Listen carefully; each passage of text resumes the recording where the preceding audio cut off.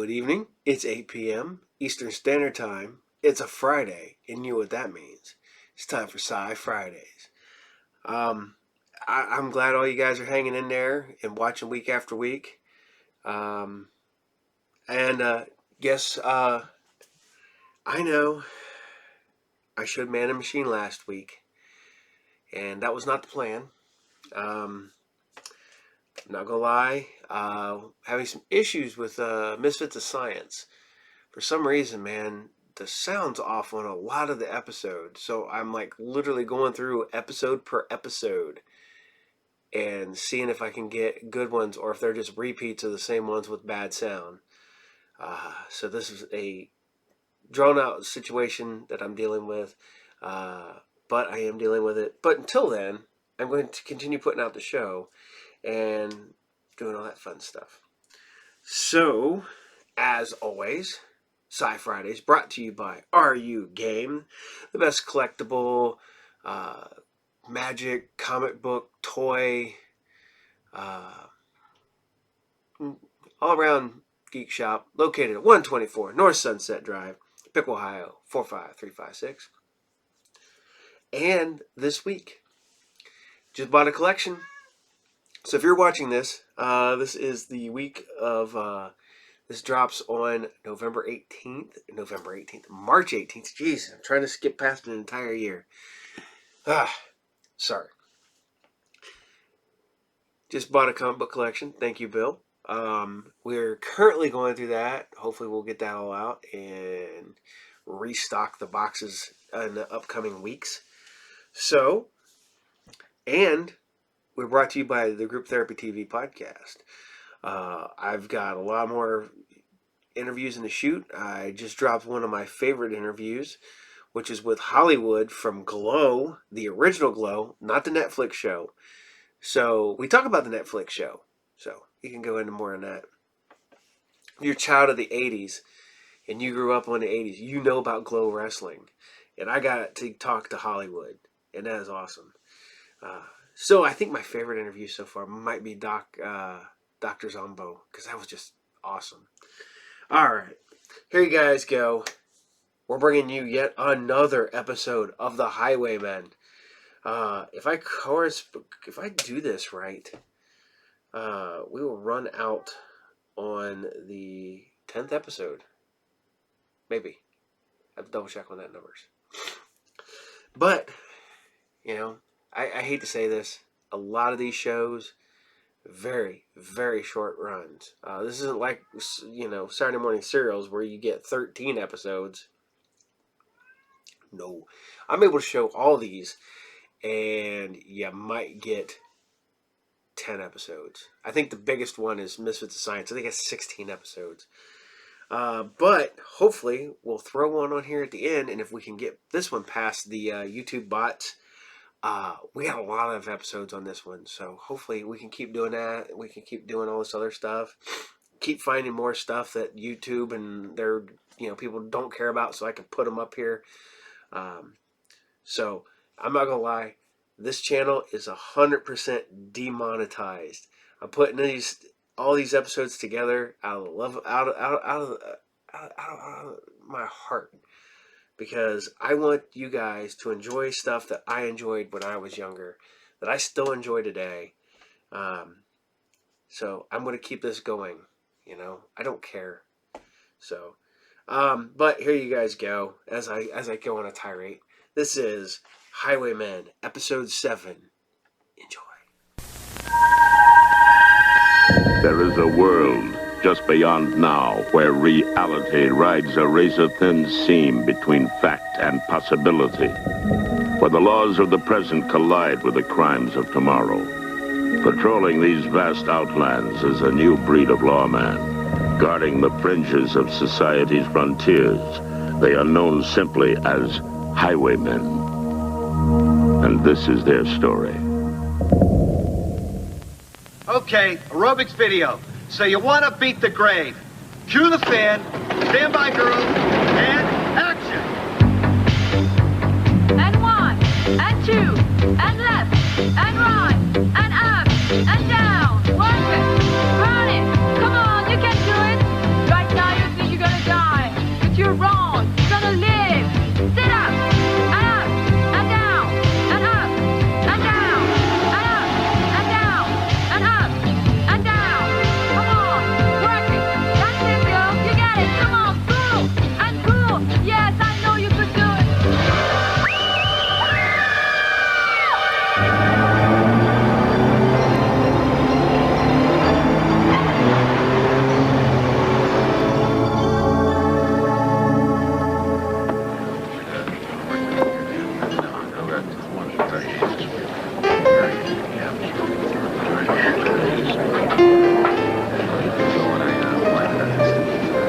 Is taken? So what's the tariff? I beg your pardon? You want to get out of here? I'm expecting someone. Honey, I've been here an hour. I know the scene. If you don't mind, I really am expecting someone. Honey, why play games? What's it going to take for both of us to blow this place and get it on? Come on, you want somebody special? I'm it.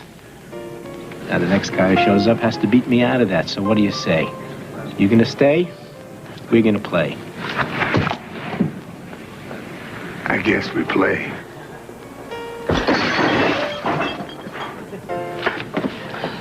My apologies, madam. What can the house buy the gentleman? Anything straight up. You're late. You're welcome. I could have handled him with a little less spectacle. The message was urgent. What's the crisis? Do you believe in vampires? Are you serious? Dead serious. Make that a Bloody Mary. A young woman's body was uncovered in a cemetery that hasn't been in use for over a century. Oh, it sounds like a job for the local authorities. All the blood had been drained from the body. Several other bodies have turned up recently with more than just blood missing. So what's the company line? We think that we may be dealing with black market medicine. Black market? Someone with the right cash flow can buy whatever they want, whenever they need it. No red tape, no waiting. A billionaire body club. Seems like somebody was shooting an exercise video in a cemetery, and the star of the show turned out to be a girl who was recently killed and drained of all of her blood. Sorry, Highway. Blood sucking is a local offense, not a federal. Wrong. Interpol has been tracing murders like this for the last 2 years. They were getting nowhere until they got a tip on the suspect. His name's Joshua Tower. Here. Rich kid doctor. Does a lot of stuff with famous people all over the world. All that disgusting money, fun, and good looks doesn't make him a bad guy. Well, his travels put him in locations where several of the killings took place. Sounds like the perfect cover for a vampire. Yeah. After reading about that report, I suggest we get serious about this thing before the young lady who wrote it turns up dead. Young lady? She's a police detective from Denver. She just took a leave of absence to go after Towler. Why the personal interest? Her younger sister just went to work for Towler. What's she like? She's a tidy little unit. Beautiful.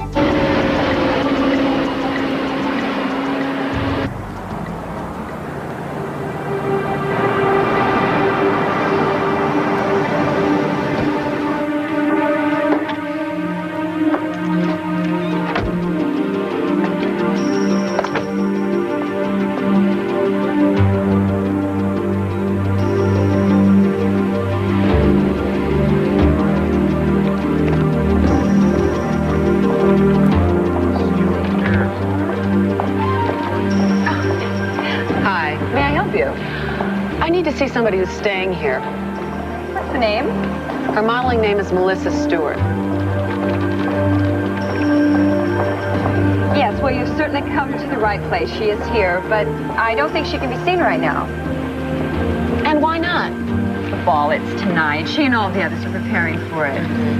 I need to see the man in charge.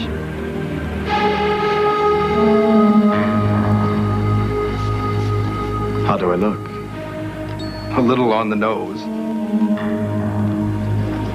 I think I have a better idea. We may have a more pressing problem. We just received word that President Montoya is arriving tonight. It's out of the question. We've no choice, Josh. Unless you care to waive your restriction on our taking dead clients. How bad is he? A day or two, at the most. His heart is getting weaker and weaker. I want this one too much to have it spoiled by a small party. Moderation is the key tonight. Especially our targeted young heart donor, Melissa. Her blood must be pure. Oh, there's a problem. A friend of hers just showed up. A police-type friend. I'm not leaving without seeing her. And you are the police officer inquiring after Miss Stewart? I'm also family. I'm her sister. Then this is not an official visit? Did that have you worried? I see, the protective sister. Well, let me put you at ease.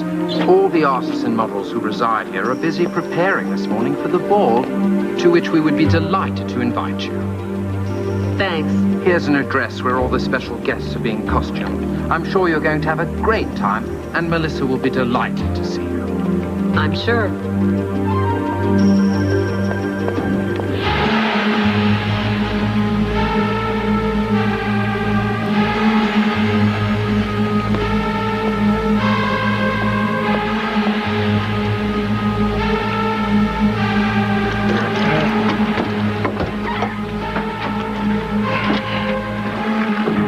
is it now, Mason? Nothing, I'm sure.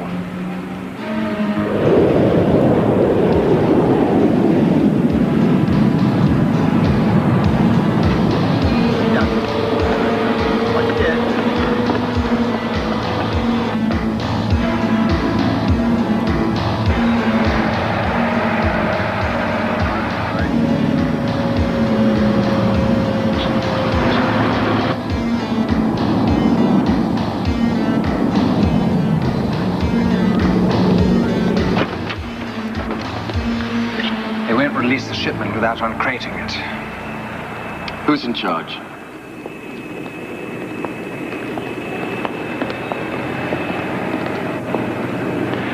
Either we inspect the shipment right here, or we release it to a bonded customs broker for inspection in the morning.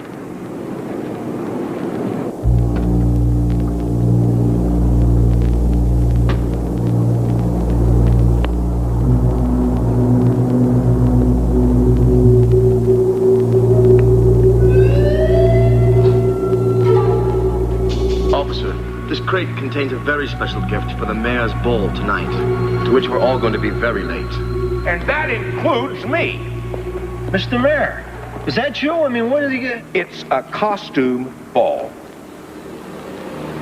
Josh, isn't that a Rodin you're presenting to the museum tonight? I'm sorry we're cutting it so close, Tom, but when it comes to exporting world-class art, I'm afraid there's red tape on both ends. Officer, this man's bringing priceless art to this city. Now, couldn't you and one of your men kind of inspect that while it's being unloaded? Well, I guess we could. That's a good man that we can load up and move out because half the city's waiting for us. I'll remember you. Let's go.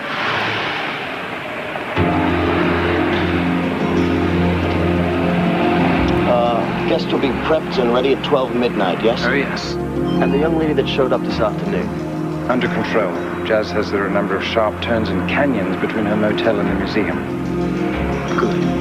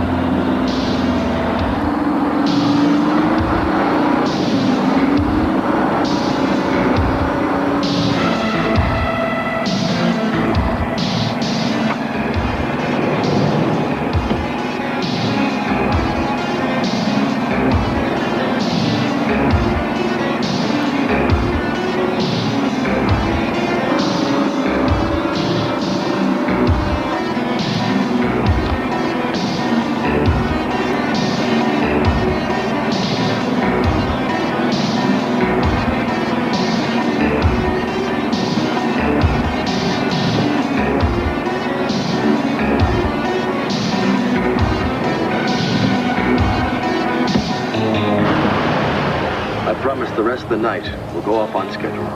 You're a remarkable person, Josh. It's rare to find someone who wants to give so much to the world that doesn't have one foot in the grave. Well, it's odd that you should bring up that subject. You know, the grave will soon be a thing of the past. We are on the threshold of everlasting life. Is that your specialty, Doctor, geriatrics? My foundation is on the cutting edge, Your Honor. The cutting edge.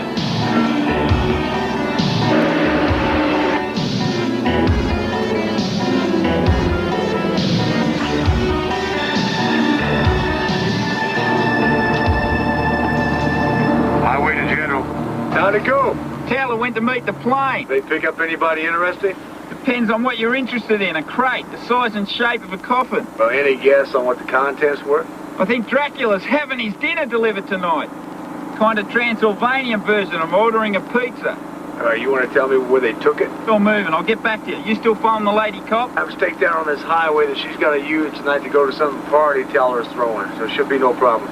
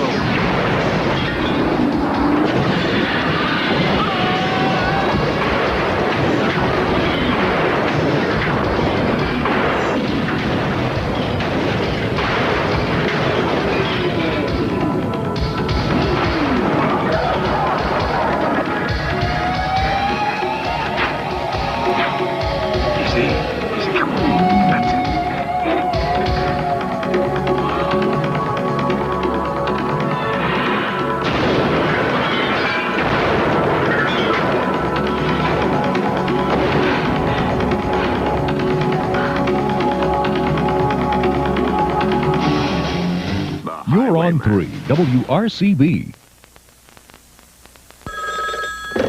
Petrino, the news spread throughout the raisin business. More raisins? Now Kellogg's puts 2 bigger scoops in Kellogg's Raisin Bran for even more raisins. More raisins? Raisin brokers, raisin shippers, and raisin raisers work furiously to meet the Kellogg's demand. More raisins? It's been tough on some of us. More raisins. But it's been worth it, because now 2 scoops in Kellogg's Raisin Bran means even more raisins than ever before. More raisins. This is the all-new Oldsmobile Cutlass Supreme. And this is the new Cutlass Supreme game going on right now. Game brochures are at your Oldsmobile dealer or participating McDonald's. Understand so far? Good. Play the Cutlass Supreme game. You could win an all-new Cutlass Supreme SL or $1,000 in cash. And you'll get a coupon for cash back on a new Cutlass Supreme. Game pieces are at your Olds dealer. You should go there. Any question? Good.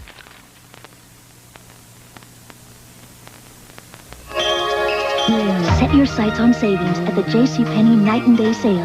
Starting Friday, 6 p.m. and all day Saturday, there'll be store-wide savings you'll really take a shine to.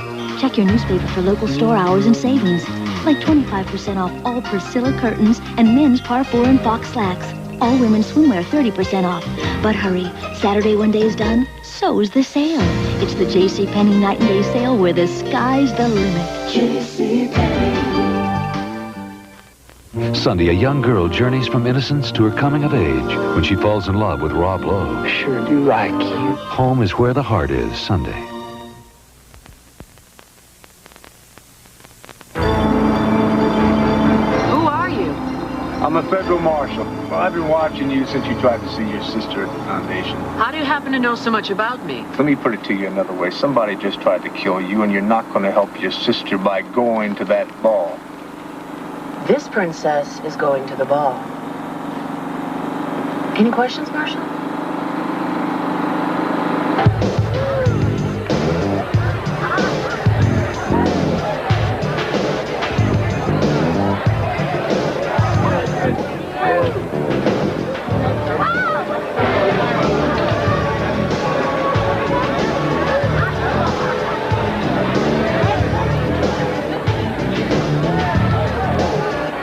Things aren't getting right. Oh, really? I thought our smuggling of President Montoya past customs in a box positively brilliant. And the party's a smash. Everybody's here. Yes. Including that lady cop who Jazz was supposed to have disposed of. One must assume that something went wrong since she's here and he isn't. I'm going to find Melissa. Nick, I think we should stick together. Who was that with her? He was in our lobby this morning at the same time. They didn't acknowledge that they knew each other. I don't think I like him.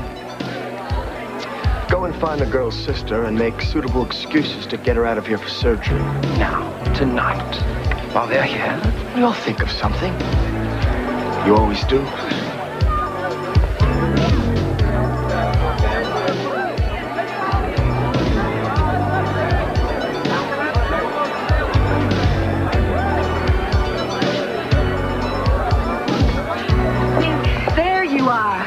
What are you doing here?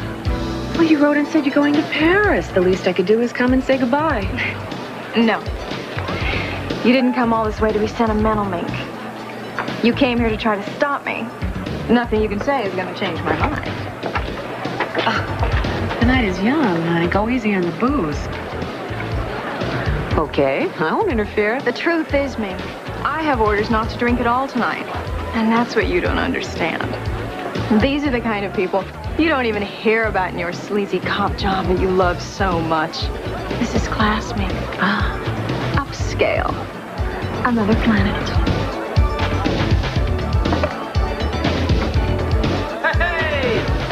What a party, eh, Highwayman? I thought you were watching Taller's Crate. I did, and here we are. They brought it to the party. Makes you want to stay away from the buffet table, doesn't it? We gotta find out what is in that crate. I was afraid you were going to say that.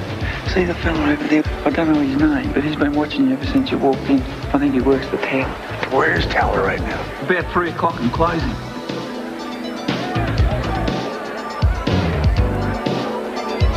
Aye. Aren't we foreboding? And who are we supposed to be? What are you? Well, I'm God, of course, with the power to decide who lives or dies. Our beloved mayor, Tom Bowie. Thank you very much, ladies and gentlemen, but If you'll excuse me, spotlight really I look forward to our next encounter. for a fine young man Tell me, from this fair city what that type I've are you? grown to respect more and more Type with each passing dollar. as in blood. I give you the man behind the foundation for the Arts Museum, Dr. Joshua Taller.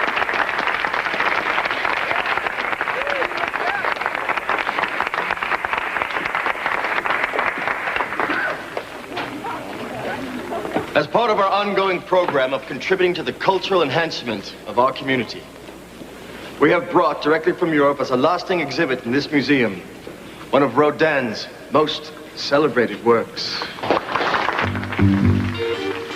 Hey! Looking for something? Matter of fact, I am. Cute little toy on your hip. You want to see he's faster? Won't be necessary. Don't give up so easy.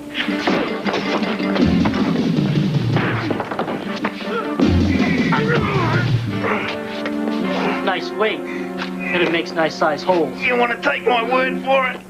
Who are all these people living here? People in the arts, painters, sculptors, serious musicians, models.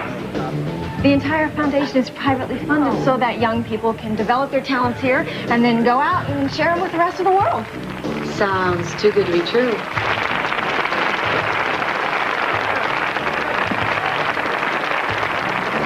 Lieutenant Minkwitz, you made the party. How wonderful. Please, come inside.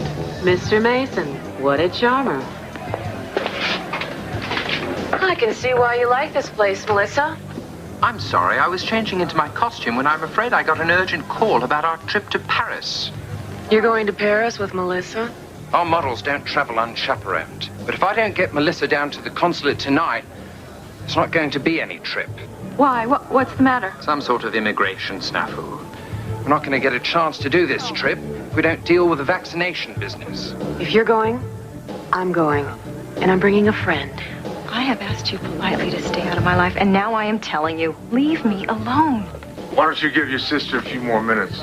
She's come a long way to see you. Who are you? A friend. We have nothing else to say to each other. You can't keep trying to live my life for me. Forget it, Highway.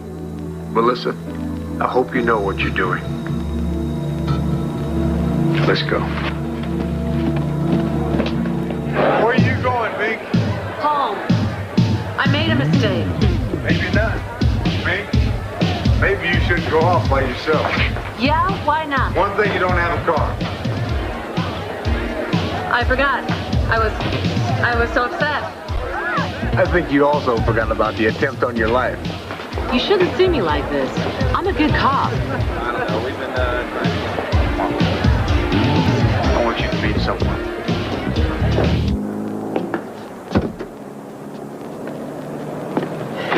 Welcome to the Bleeding Heart Dating Club. I hope you don't mind if I made myself at home. Not very funny. Montana, this is Mink. My pleasure. How are you? What's all the stuff about vampires? No time right now. There's always time for Caution Highway. We're not dealing with vampires. Then what are we dealing with? Something much more dangerous.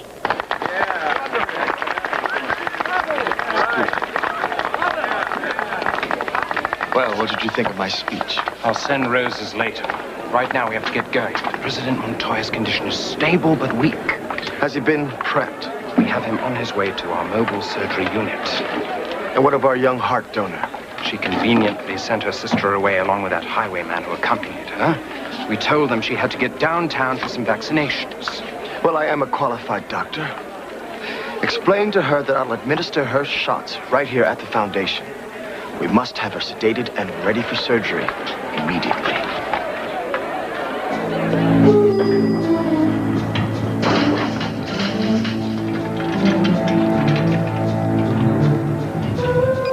What is it? That depends. On what? On what you parked that bug on. If you parked it on a vampire, I got no news. No, I put it on a girl who's in trouble. You planted a bug on Melissa.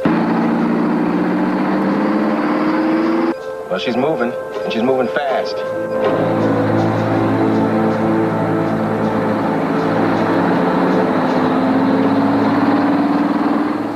sister just went by. Let's go.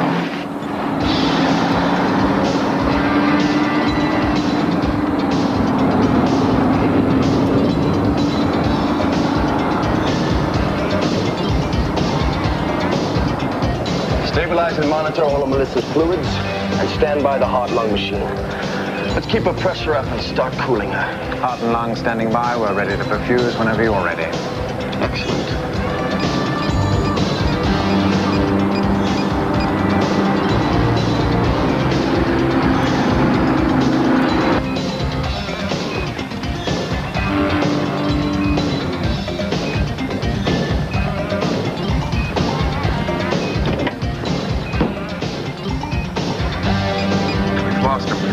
We haven't lost him. We misplaced him.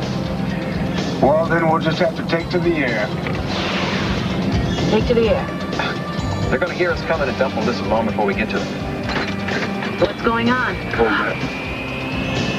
Well, they haven't gone to all this trouble to single out Melissa to dump her on the highway. They have something very special in mind for her.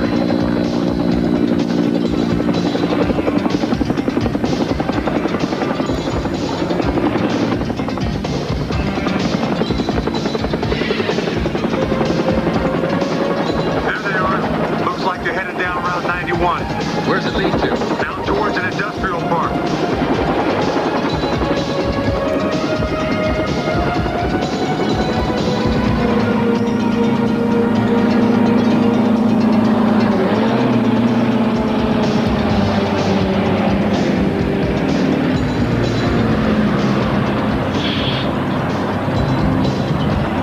Okay, couple the trucks together and secure them.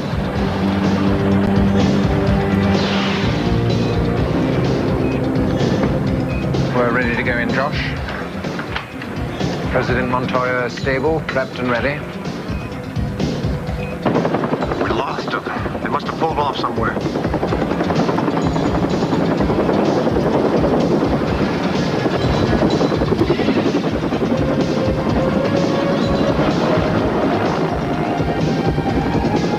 Not a trace. Give me a 10-blade. We're ready to start our incision. Stand by with the sternal saw. She has a strong heart. The president should live a long time.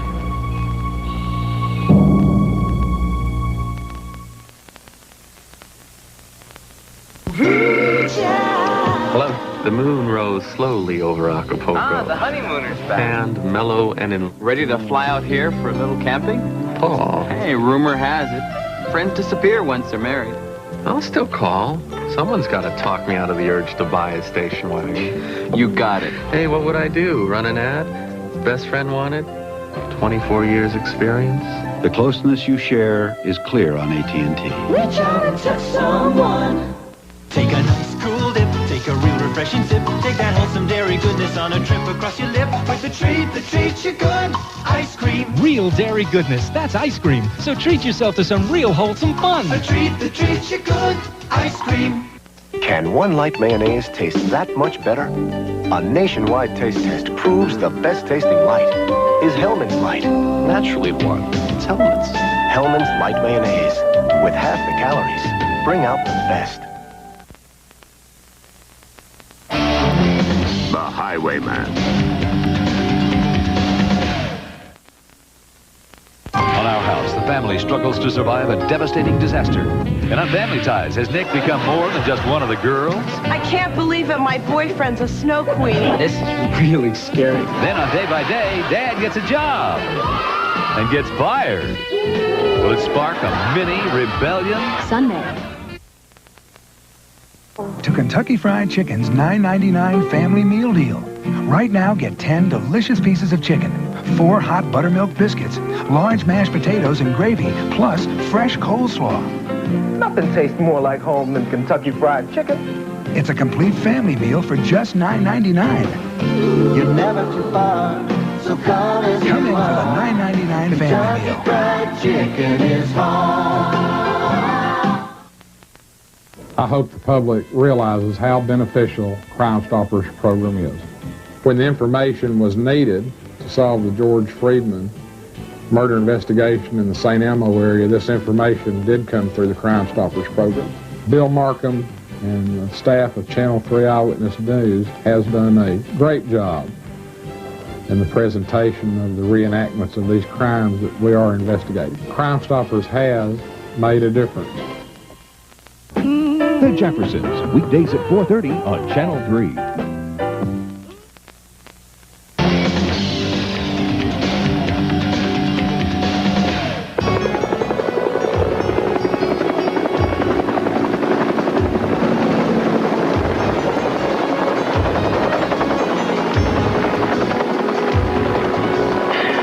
It's not a sign. Nothing. If they're down there, we'll find them.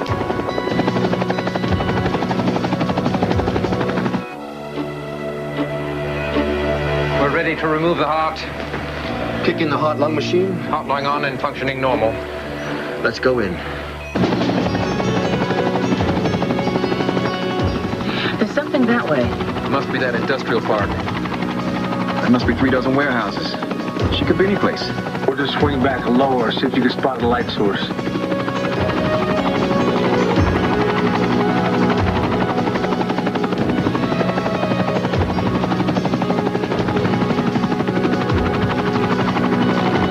Listen. Could we have been followed? Turn off those monitors so we can hear.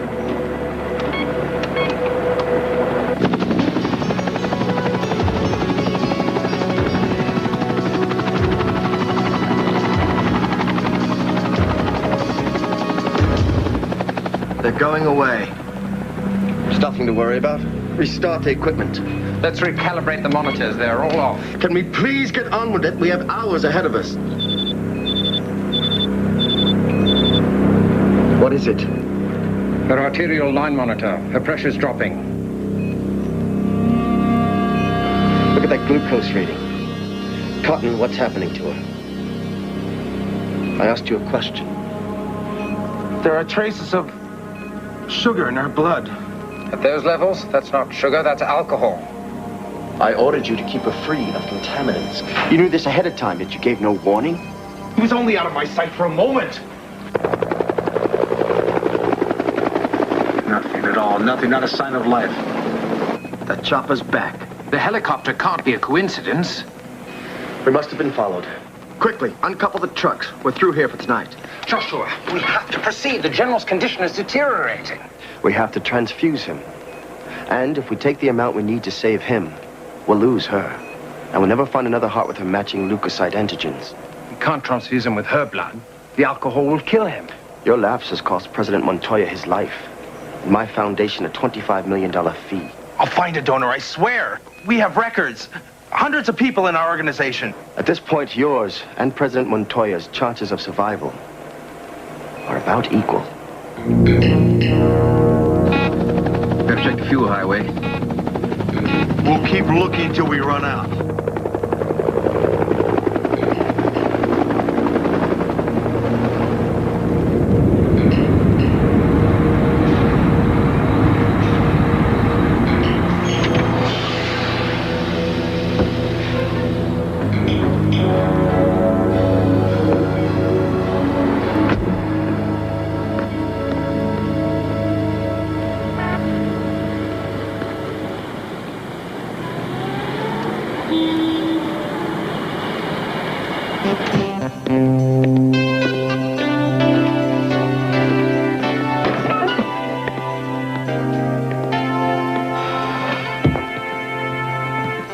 Jetto, that you?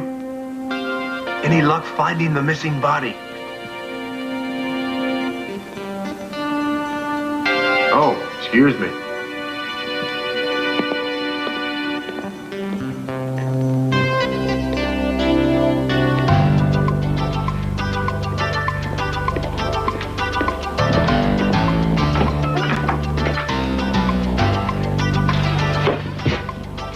Is that you? Easy, lad. That's a hell of a cold you're getting. Sorry I'm late. I got thrown in jail for busting up the vampire's private party. Anyway, that coffin I was following was a false alarm. The box contains a statue. If they're draining bodies, they're not doing it in their basement. You on the highway? I hope what I said is purely confidential, mate.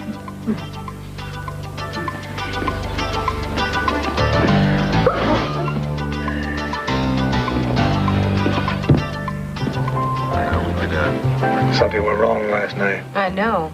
I had to get Jetto out of jail. Out of jail?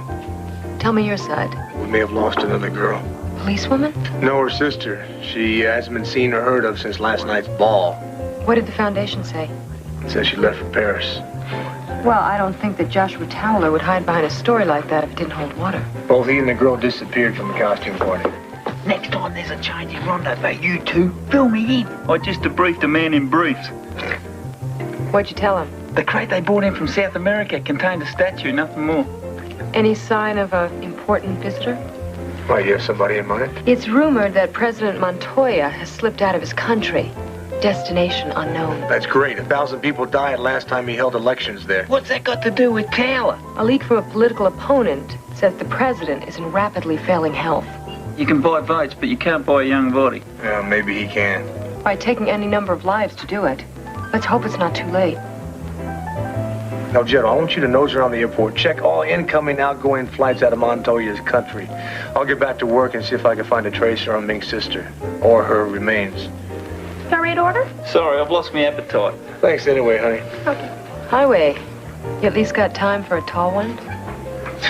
Not unless you want any more bodies turning up.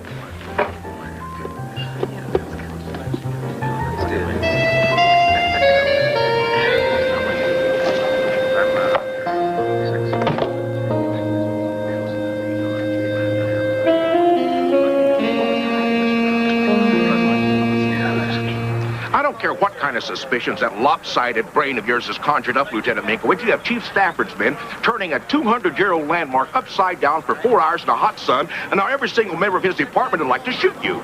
My sister is missing, and she disappeared last night from your leading citizens' party. At which half the town was in attendance.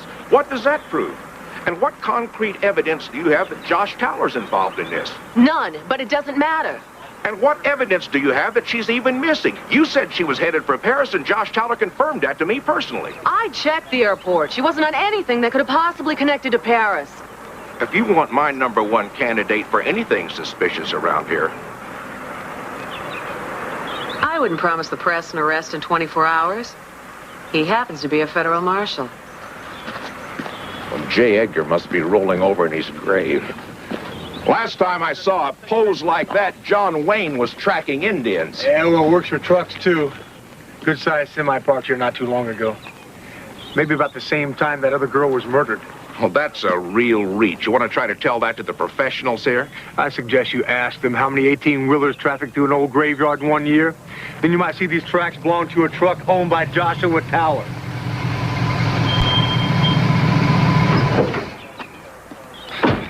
We got to roll, Highway. You found my sister. Is she all right? How'd you pick that up? I was servicing the microprocessor to see if it might have been our own glitch that lost the target last night. Boom. Came back up on the radar screen. What is it? Well, what does this mean? Well, that's the homing device we planted on your sister last night. My guess is it's near the university.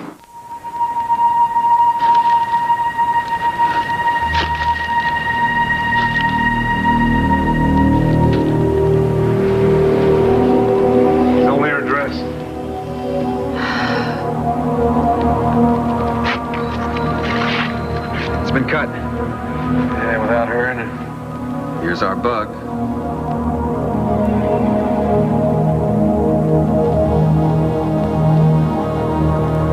Since this is the first human dissection many of you will have observed, I must warn you that I will not tolerate any manner of disrespect.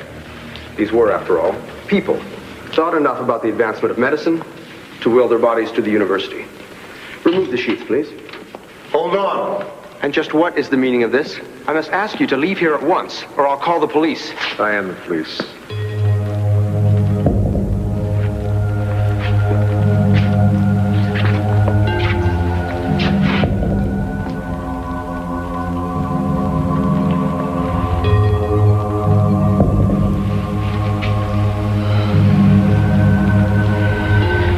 The receptionist in the lobby of the foundation. She works for them.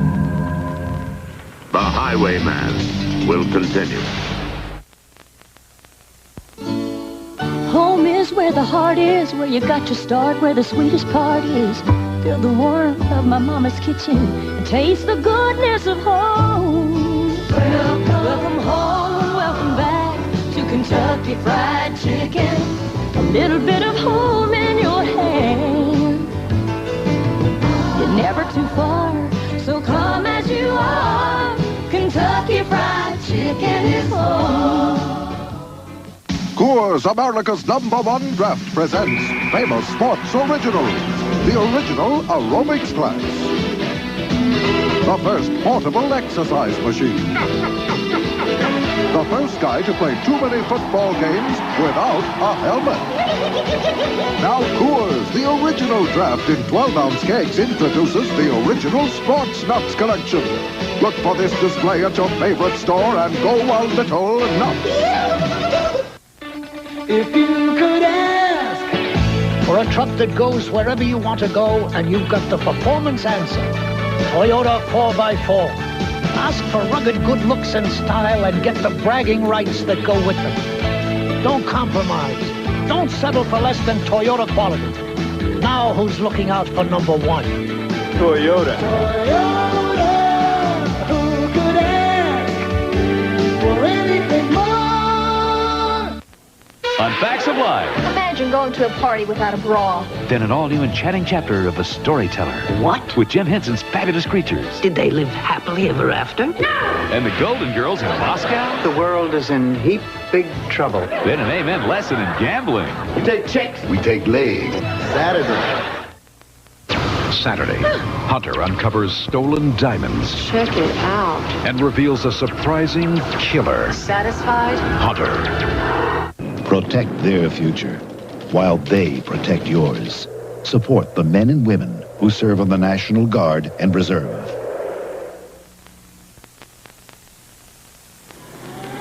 We're in trouble, Josh. Trouble? This sculpture alone is worth millions. My father and all his medical cronies didn't earn that much in a lifetime. We earn it in a single operation. When we're in control. When we can move our donors around the world without being watched. If this highwayman continues his distractions, eventually the patients will stop coming. There is no price a rich man will not pay for life. We provide a one-of-a-kind service. And even with last night's carelessness, we lost nothing. We lost $25 million. President Montoya is dead? No, because I found a suitable blood donor in time to save him. For what, a few hours? He can't last out the day. We can't operate while we're being watched. Your trouble, Mason, is that you think mortal. You don't soar high enough or look...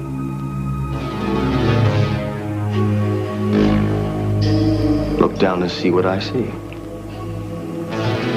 What's the highwayman doing back here?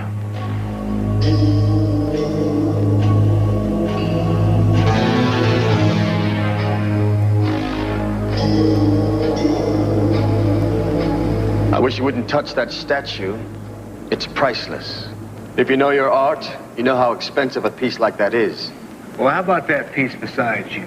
That expensive too? It's probably the centerpiece of my collection. The city's collection. On permanent exhibition in my building on behalf of the city. It's a virtual museum. You own it. The taxpayers shelter it. Hundreds of school buses come here every week. Well, are the children told that all this artwork is paid for in human blood? I'm indulging you, highwayman. Make your point, then leave. You got a problem, Josh. You're out of touch with reality. And you don't believe anything is beyond your judgment, including life and death. You're all talk, highwayman. If you had any proof of these fantasies, you wouldn't be standing here empty-handed. Yeah, you're right.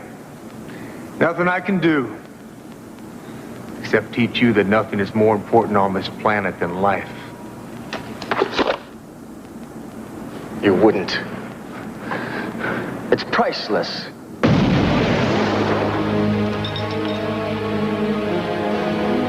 you'll pay for this. No, you'll pay, Josh, for what you've done, for making human beings into a gallery of spare parts. Wherever you go, whatever you do, I will be there. I'll be waiting for you.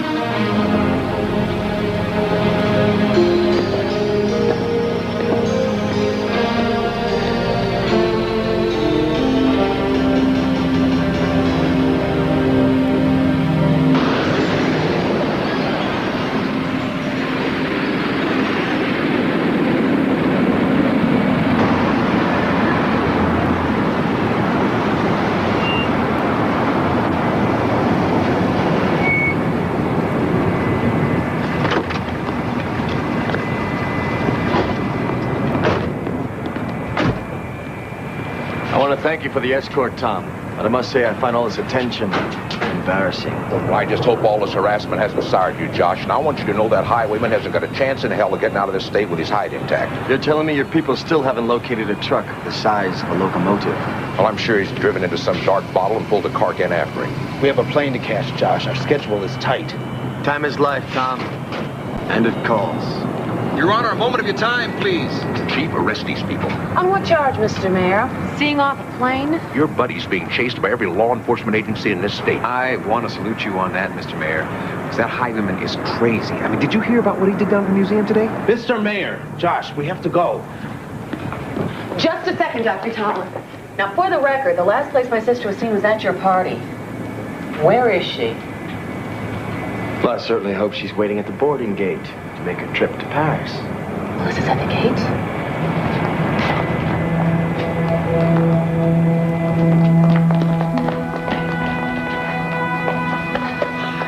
Melissa, it is you. Last night I thought you were dead. Well, last night I thought I was dead. Miss Stewart passed out last night. She wasn't supposed to drink on top of the special shots required for her visa. What kind of shots were those? Oh. And are you a doctor, as well as some sort of government mechanic? Oh, I see my reputation precedes me. I also see there aren't any passengers on this plane. This is a private charter. We're simply dropping Miss Stewart and Dr. Mason off in Los Angeles with a connection flight to Paris. Now, that's the end of all the questioning. There'll be no more delays, Doctor. Let's go, Montana. I'm sorry I didn't call you last night, but the shots on top of the champagne, I virtually passed out. Melissa, excuse me. I've got to talk to you. I think you're in some kind of serious danger here. I know, Mink. You know? You thought I was in some kind of serious danger ever since I was a little girl. And I probably never would have grown up in one piece without you. Melissa, we have got to go. Look, I'm really sorry I was short with you last night. I really do love you. Tell Mom and Dad all right? Yeah, have a nice trip. Come on, folks, give these people a break. They've been delayed long enough. You know, I've never had a chance to look inside one of these private jets. I don't suppose I could take a quick peek before they, Chief. Well, of course, I could do it some other time. If you're not both out of here in 2 minutes, you're going to join your buddy on the All Points boat.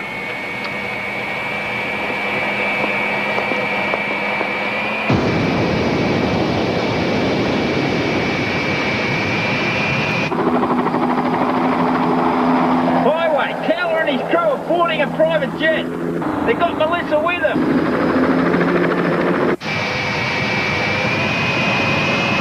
Don't we get a little champagne to celebrate? After the hangover you woke up with today? Oh, I feel wonderful now. Nothing could spoil this. I am so excited. I think they've been cleared for takeoff. We have a momentary hold before takeoff, Dr. Mason, in case you'd like to give your passenger the tour. What's he talking about? What tour? Go ahead. He likes to show off. It's really quite extraordinary.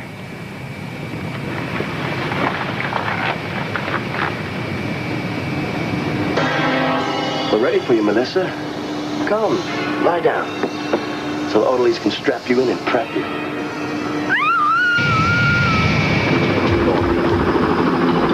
Highway, the jet's moving.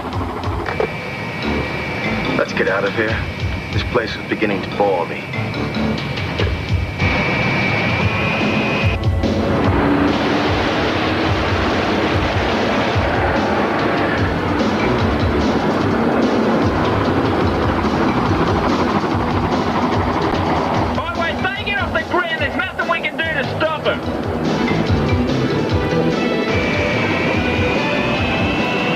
Well, you see, we made it.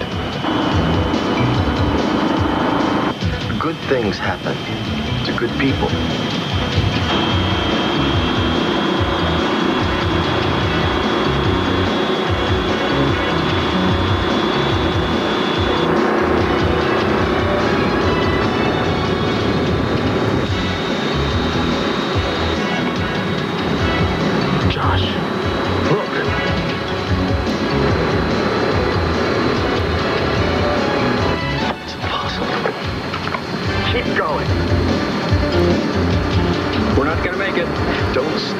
That's an order.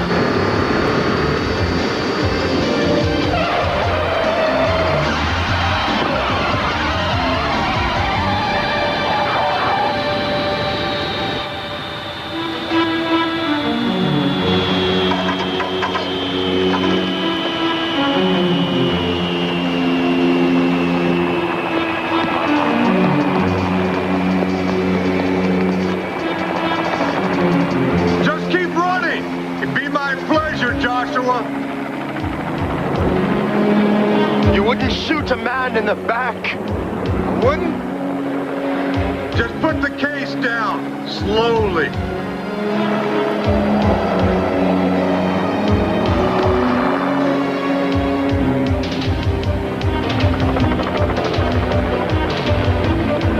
Don't trust him, Highway. Watch him. Position, heal thyself.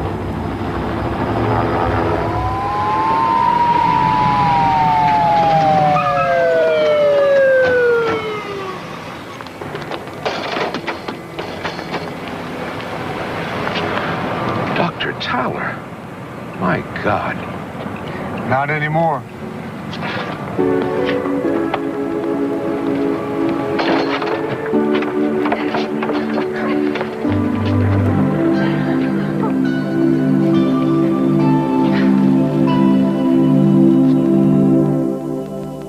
The Highwayman will be right back. No, take the last one. I can make another batch. Kellogg's Rice Krispies Treats. You can whip up a chewy, no-bake batch in minutes. However, nobody has to know that but you. I know how you love them, so I don't mind the work. Besides, Rice Krispies Treats certainly taste like somebody slaved over them. Really, it's no bother. Rice Krispies Treats, so good, it's hard to believe how easy they are. It's worth any amount of trouble, as long as it makes you happy.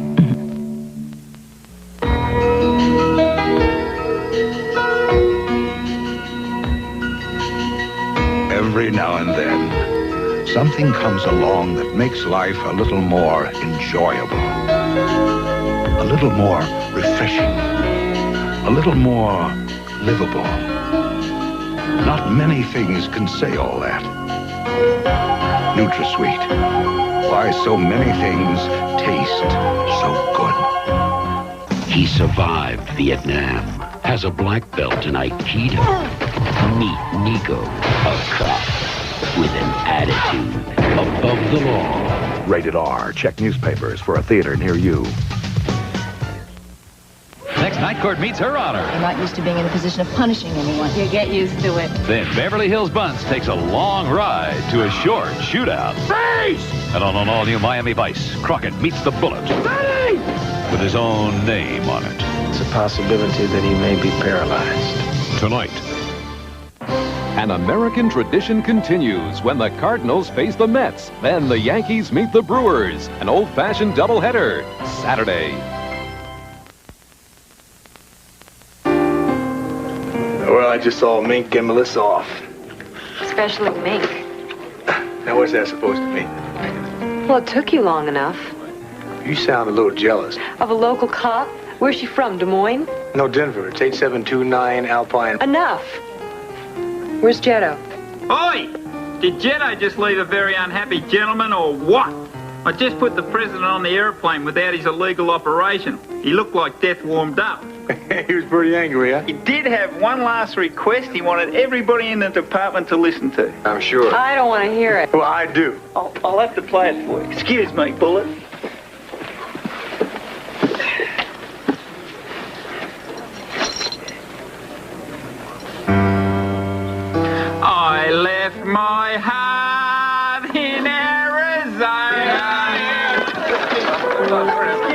right?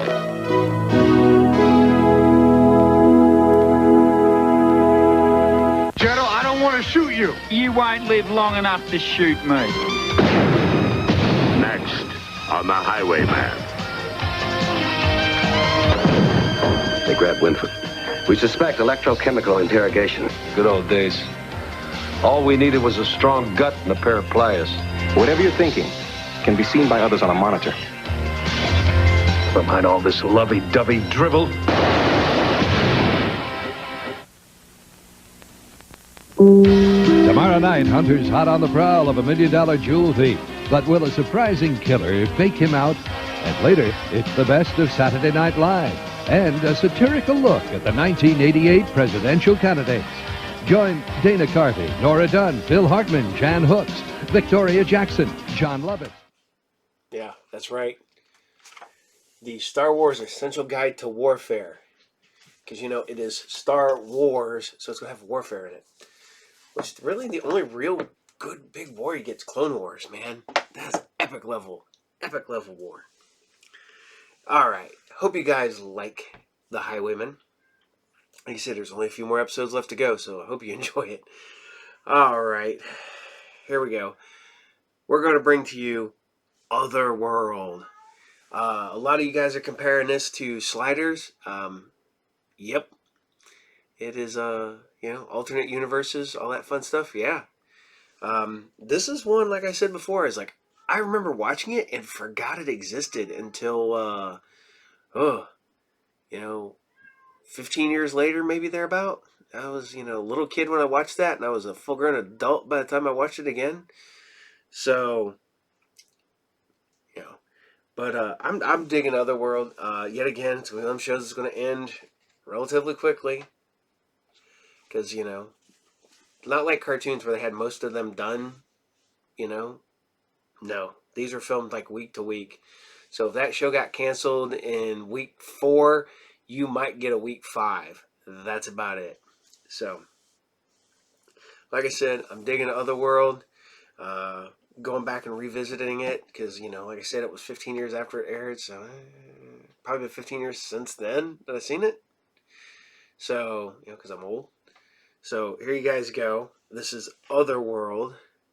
Oh, before I say this, I hope you guys are liking, I am putting movie trailers. I'm changing it up a little bit from SciFriday, or from Saturday morning serials to SciFridays. Because, you know, Saturday morning serials, I bring you the old cartoon commercials and the toy commercials and all that fun stuff. I'm mixing it up. I think I'm going to do old movie trailers. If you want the commercials, let me know. And I know Highwaymen, if there is the original commercials in the episode, I'm just leaving them in. If there's not, then I'm not adding one. I'm just putting the movie trailers in. So if you guys like that over regular commercials, let me know. If you like it the other way, if you want commercials and less, you know, let me know. But I'm digging finding all these old trailers. So, but here we guys go. I'm sorry, another rant. Otherworld, episode 3, Paradise Lost. Other worlds lie outside our seeing, beyond the beyond, at the edge of within. The Great Pyramid, erected by the Ancient Ones as a barricade at the portal between 2 dimensions, 2 separate realities. This is the story of one family drawn through a mysterious vortex into the other world, and of their perilous trek homeward.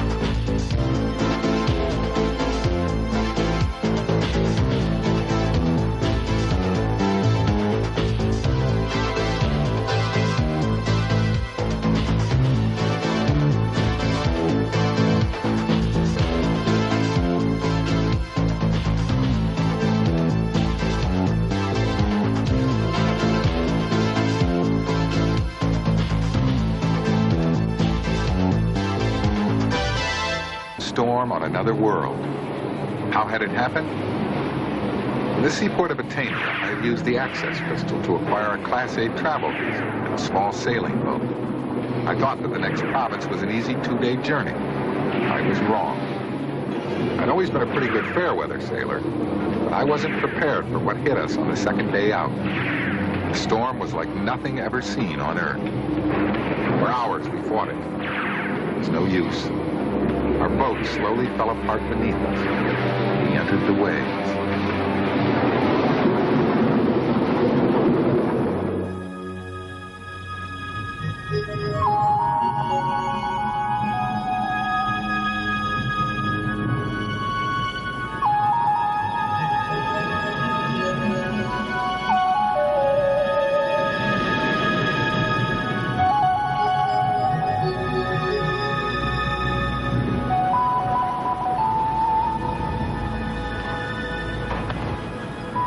June?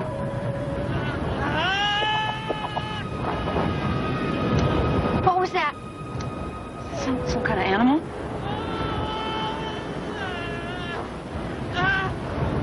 Everybody wait here. Be careful.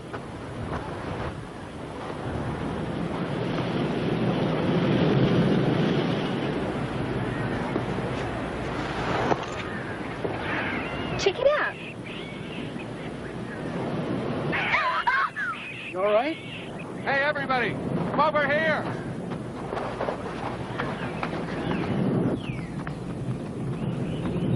This way.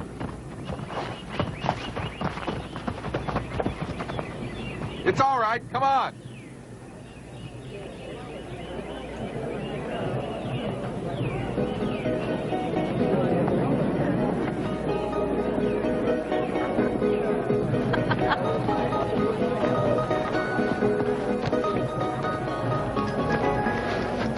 Cal, where are we?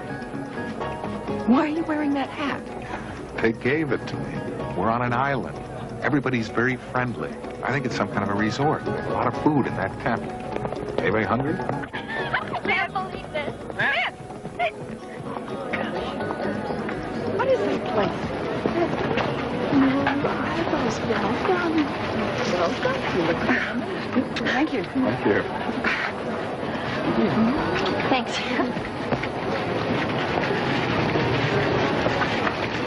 We don't have any money to pay for this. Maybe they take American Express. I think I'm gonna like it here. Do you think we're supposed to have reservations or something? Don't worry. We got the travel visa. Relax. You're supposed to be on vacation. What if they're zone troopers? Zone troopers don't get vacation. Oh. Good morning. Welcome to Club Paradise. I'm Scarlet Ray, your host for what I know will be an unforgettable resort experience. Located on a volcanic island in the Cradian Sea, Club Paradise covers 60,000 hectozones of magnificently landscaped scenery and offers guests an unlimited variety of activities. No matter what your taste, we are here to fulfill your desires. As you arrived, you saw that our island is surrounded by a ring of perpetual laser storms. We harnessed their energy to create the perfect weather that you are now enjoying. An electromagnetic barrier protects us from the destructive forces that we control from our weather room. In all the years of operation, we've never had cause to use our emergency evacuation system. But if you hear this warning blast, report immediately to the Marina Landing, where shuttle boats will carry you quickly and safely back to Etania. Now, please continue to enjoy yourselves while our hostesses make arrangements for your housing. So that was the storm we hit. Sure would keep people away who weren't supposed to be here. Yeah. Hello there, I'm Bunny. Welcome to Paradise. Thank you. May I have your names, please? Yes. Mr. and Mrs. Sterling and family. Sterling. You're not on our list. A zone pass? Yes. Yes, right here. Thank you. Look, there must be some mistake here. We made reservations. Now, look, first you lose our luggage, and now this. I mean, I don't understand what's going on here. Can you do something about this? Excuse me, I'll get my supervisor. Thank you. Think we should make a run for it? On an island? Where are we going to run? Right. Well, it's a cute little family. Lost your reservation, did they? Oh, yes. I don't believe I caught the name, Mr. Osa. Max Osa. Let me tell you something. They lose a lot of things around here. Mr. Osa, you've got to remember to count your coconuts. Sometimes. They even lose people. Oh, Mr. Osa, your room is all ready. I think a nap would be a good idea, don't you? On the first day, some guests overdo it. Excuse me. Dad, look, it's that lady.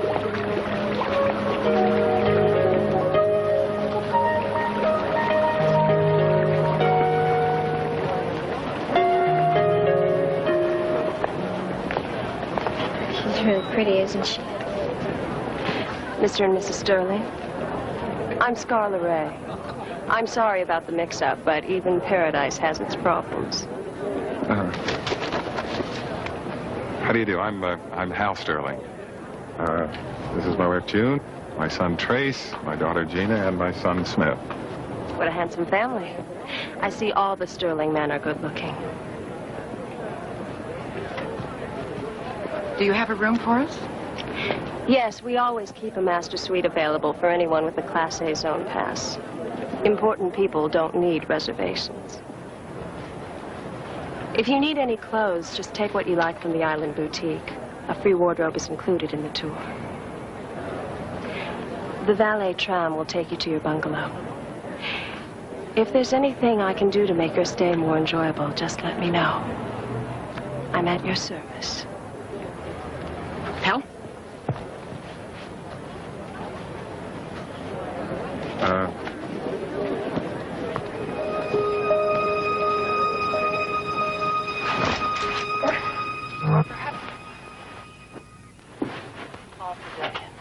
And of course, much more. No matter how you say it. Don't you like any of those? I like them. They don't like me. We don't have to go swimming, you know. I mean, there are other things to do around here. Our world is dedicated to pleasure. Be sure to check the daily activity schedule. We at Club Paradise want to make every moment of your vacation a once-in-a-lifetime experience. As you arrived, you saw that our island is surrounded by perpetual laser storms.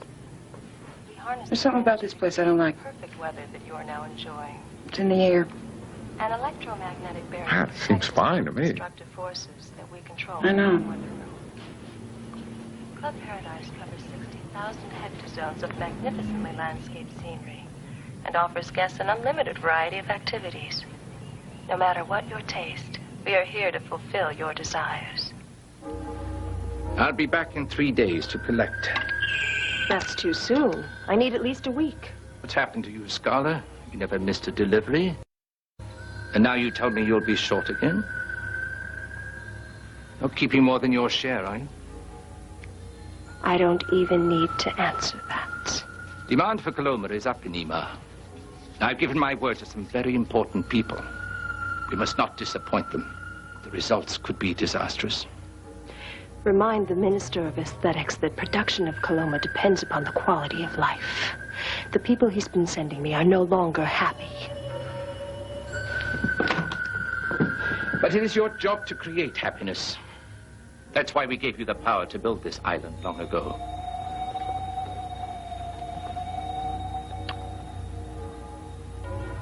In 80 years, you've never let me down. Don't begin now.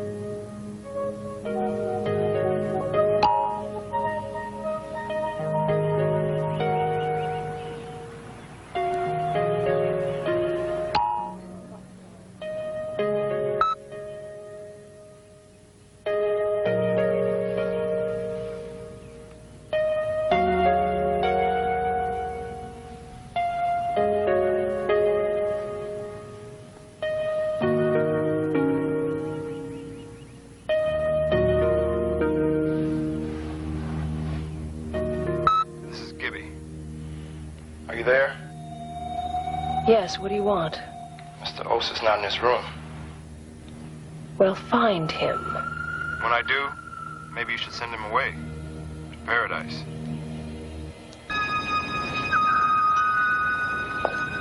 You look thirsty. How about a drink? You don't mind sharing a straw, do you? I don't. Not at all.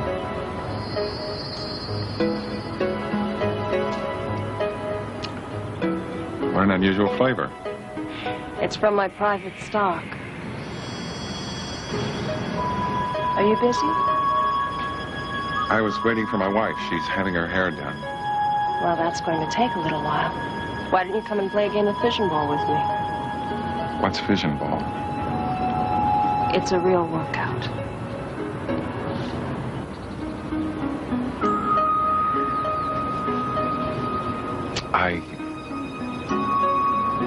I'd love to, but I think I should wait.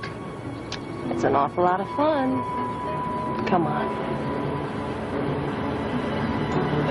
Well, all right.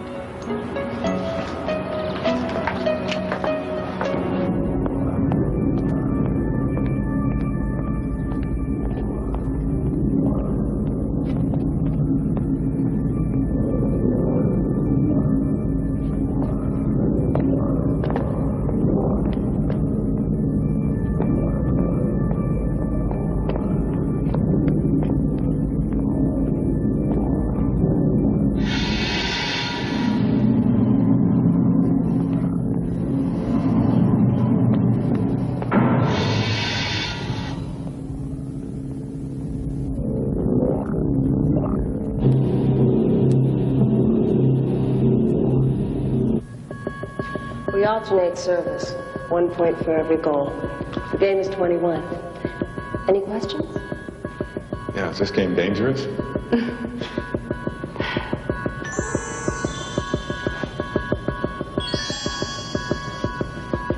For good luck. Thanks.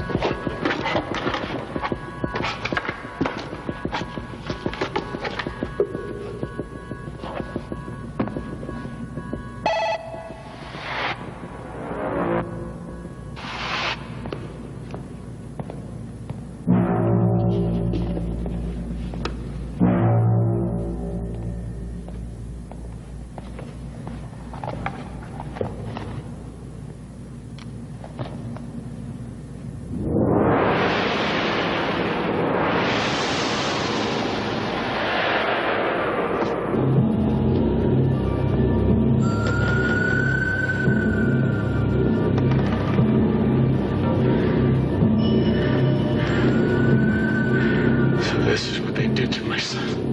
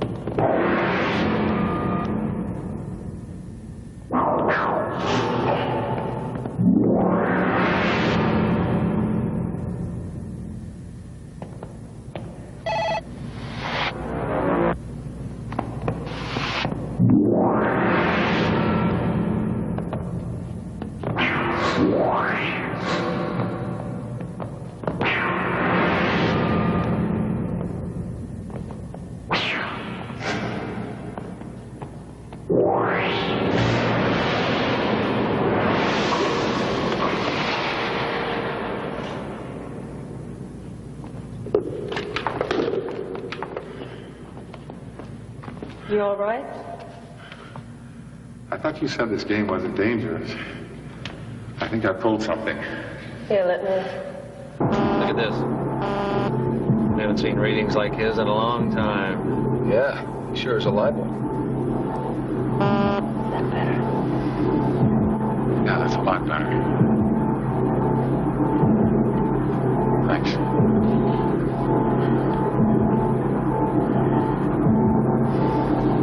2 and 4 downstairs are almost burned out. 6 turned to dust a few minutes ago. Keeping them alive as long as I can. Yeah, well, he's just in time. We shouldn't have any trouble making delivery with him on the table. He'll be good for at least 100 drops of Coloma. You look very nice.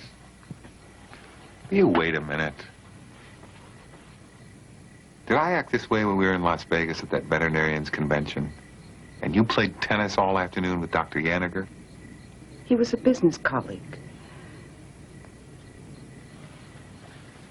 Well, I'm sorry. I guess I was flattered by the attention. Made me feel like I wasn't such an old guy. Well, you're my old guy. Don't you forget that.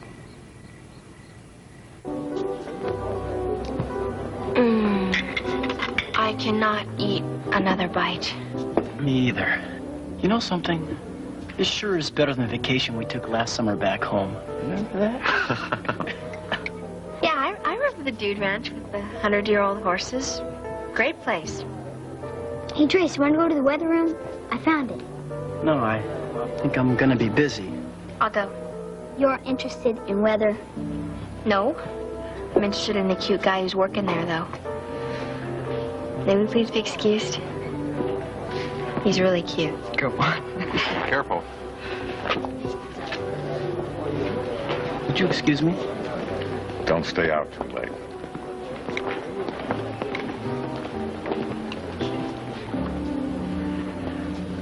To a long life and love. I need to see you right now. Excuse me. I've looked everywhere. This is an island. How can an old man get lost? I want him found.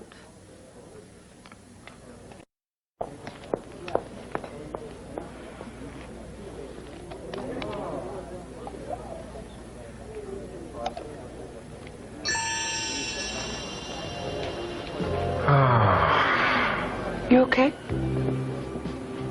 You know, I've been feeling so strange lately. I don't know. Are you sick? Your face seems kind of flushed. No, I'm fine. I haven't felt this good in 20 years. Let's go back to the room, okay? I'm kind of tired. Oh, come on now. Come on, the night is still young. Come on, just one dance. You're gonna love it, I promise you. You got it. Let me go to the ladies' room. I'll be right back.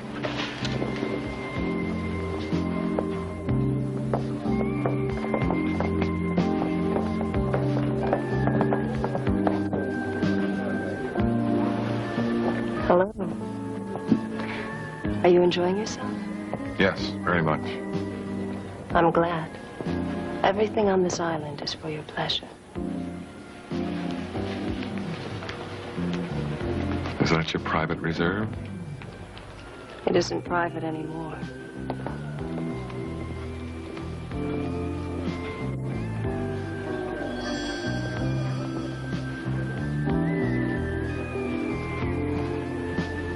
Do you think your wife would mind if we danced? No.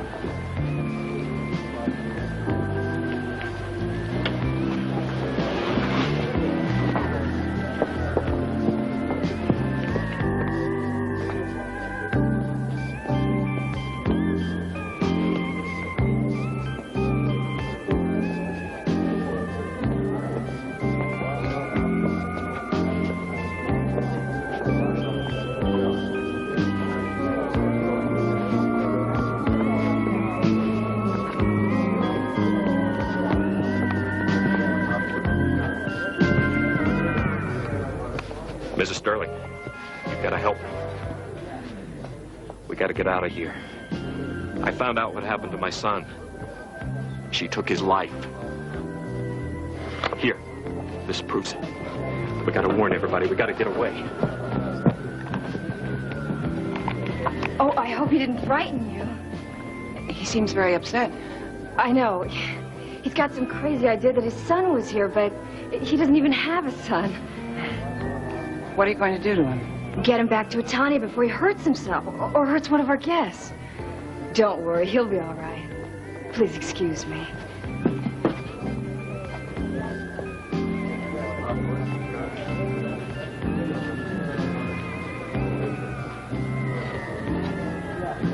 You see, everybody talks about the weather, but I do something about it. Want help? This one? Hey, Bingo, what's this? In a minute, okay? I'm explaining something to your sister.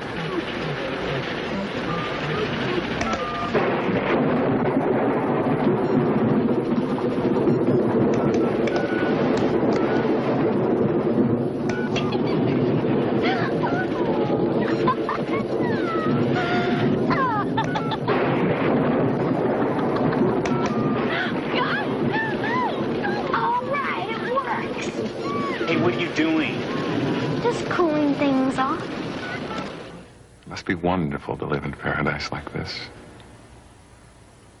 It's almost like a dream. It would be even better if there was someone to share it with.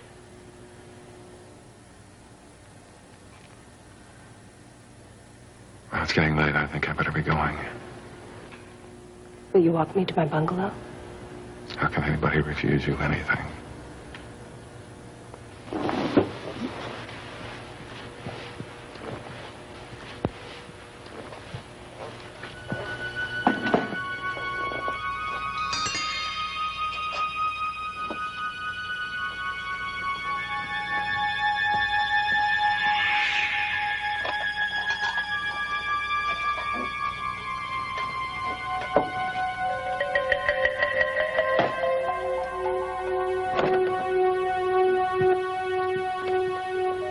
You know something?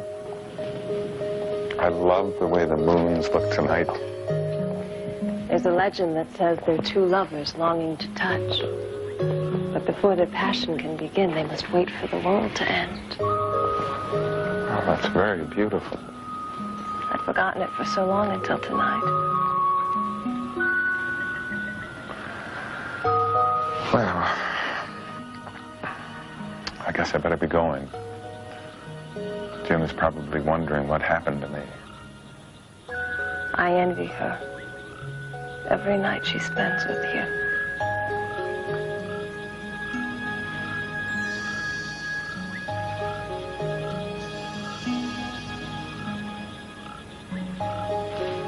I'll see you in the morning. Look, I don't know what happened. You never came back, so we kept on dancing, and then we sat and we talked, and I lost track of the time. So I'm sorry, but I'm tired and I want to go to bed. How come Dad's shouting? I am not shouting. We are having a discussion. It's 4:30 in the morning. I know what time it is. Will you go to bed? It's all right, Gina. Come on. Hal, the sooner we get out of here, the better. Just because some crazy man shows you a blurry picture and says this place is dangerous? I'm sorry, but I'm not that paranoid. Before it became a resort, this island was a military base. That's why they built the weather control system. After the Unification Wars, it became a scientific island for biological experiments. That's why all the animal and plant life is so different here. So what is that supposed to prove? That it may still be going on, and that that man's son may have found out, and if that's true, then Scarla... Listen. I'm tired and I want to go to sleep. So good night.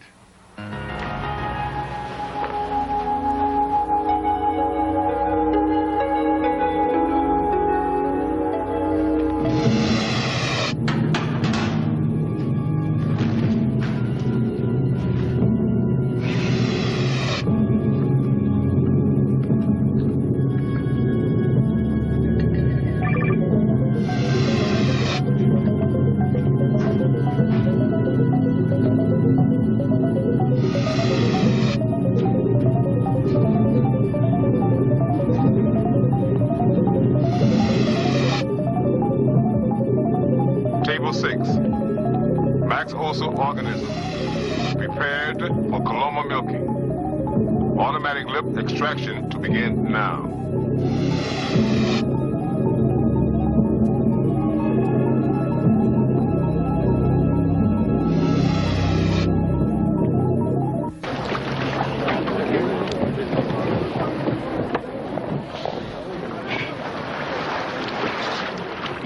Isn't Mom coming down to watch the sunset?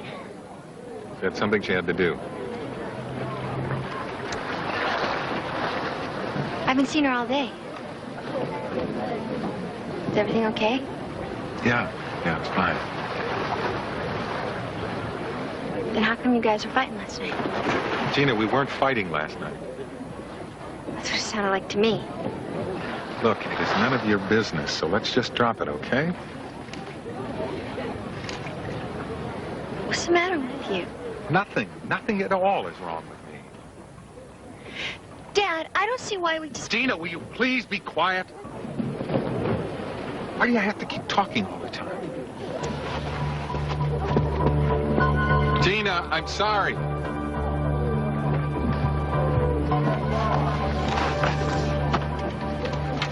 What's going on? I don't know. I don't understand what's happening to me. I'm gonna go find your mother.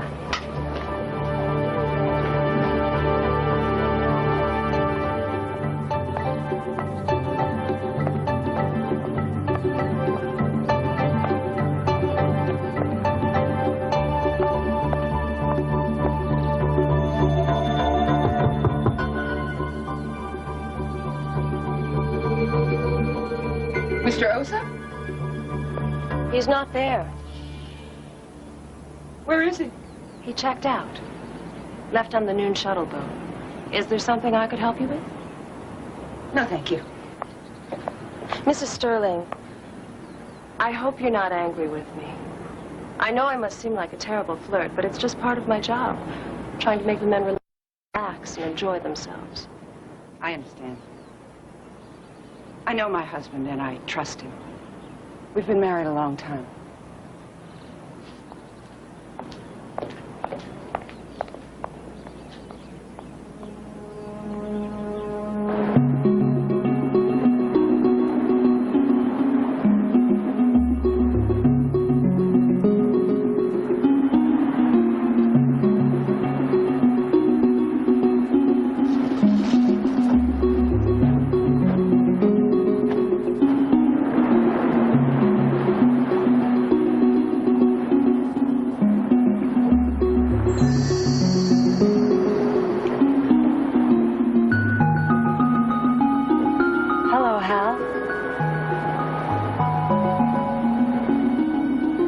Looking for June.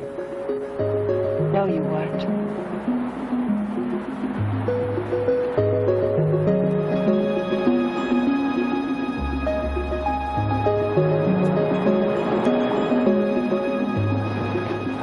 Oh, God, I can't. Why? It's what you want, as much as I want you. And I've wanted you from the moment we met. Because it's wrong. Wrong to be happy? Hal, I love you. You're so much like one who was lost to me forever. But now you've come back and I'll never let you go. Be with me tonight.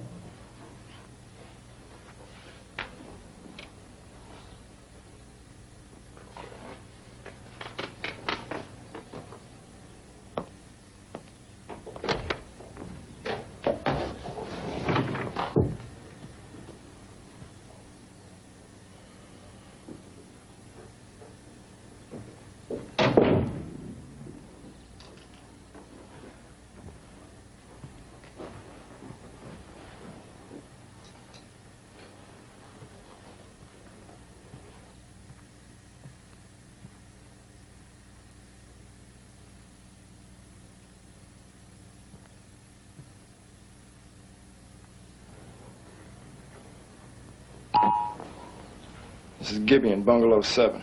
I need a screen check. Okay, the set's working fine. I've got a clear view of the room. Here's an echo projection.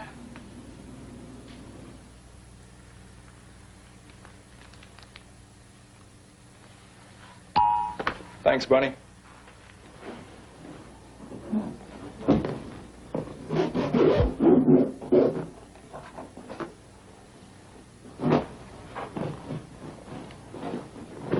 Hal, I saw the photograph of his son. He was here. Well, where is it? That man took it when he cleaned out the room. Have you ever met his son? No. Then how do you know it was of him? Okay, I see your point. But why would he leave his clothes? Because it was a free wardrobe and he was giving it back to the island. Oh, come on, I don't believe that. But it still doesn't explain why they bug our rooms. Look, I have to go. Oh, please don't leave me. I have to see her again. She asked me to come. You do whatever she wants? That's what I want. She's done something to you. Don't you see that?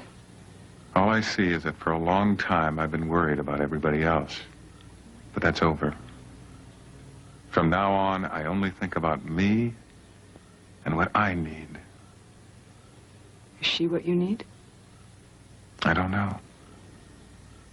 But I'm going to find out.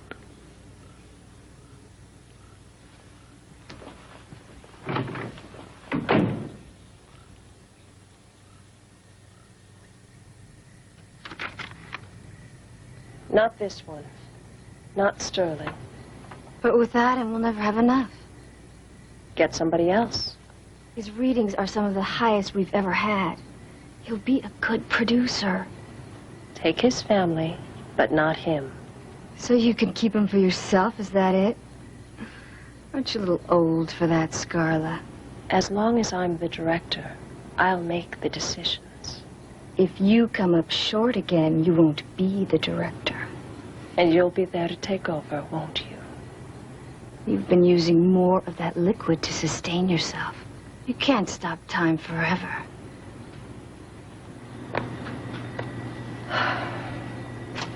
I just want him for a while, to know what it's like to be happy again.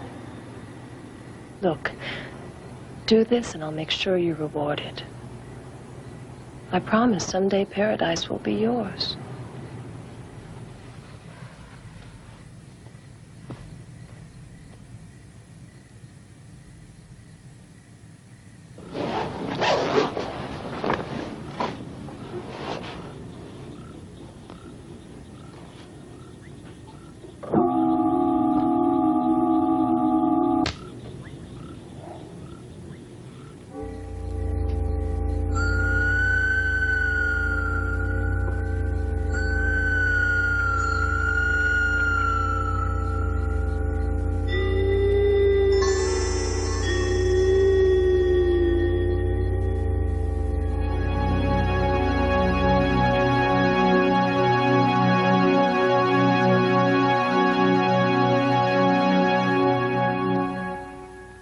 Use the access crystal and take one of the shuttle boats. But in any case, we've got to get out of here tonight or we may never leave at all.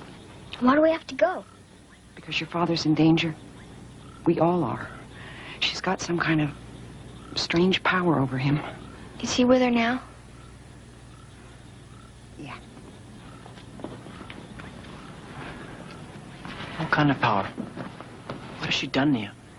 Make him forget who he is. I almost forgot a couple of things, too. Like what, Mom? Oh. Like when someone you love gets into trouble. You've just got to try to love him even more.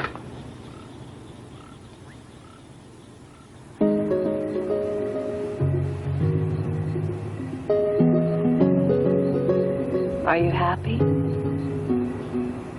I am happier than I have ever been. I feel like a kid again who's in love for the first time. It can be like this forever if you want. Forever? You said it would be wonderful to live in paradise. I can make that wish come true. I can give you life without end. But how? All you have to do is trust me.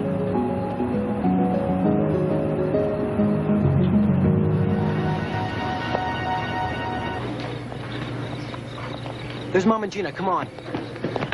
He's not in there. We've got to find him before it's too late. Mom, what if we don't find him? He's in this building, I know it. Gina and I saw some kind of a lab on the video equipment in Scarlett's room. Wait. I've seen this one area in the hotel where no one was allowed. Maybe we should give it a try. That's great. Where is it? This way.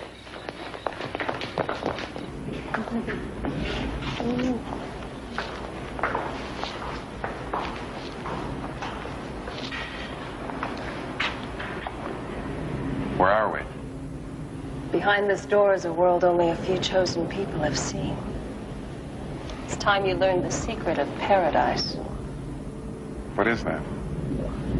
Coloma, the essence of life.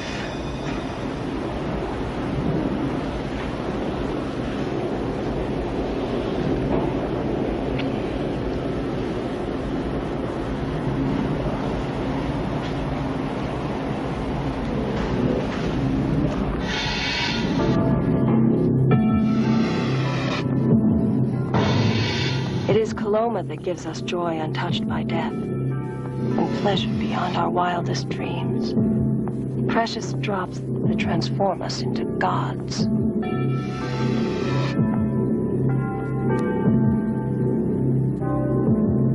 Do as I do.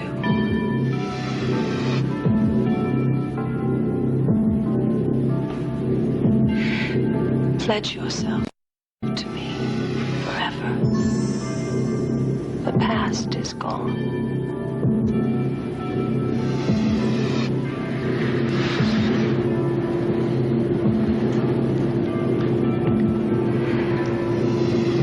You are the light of my life and the source of my desire.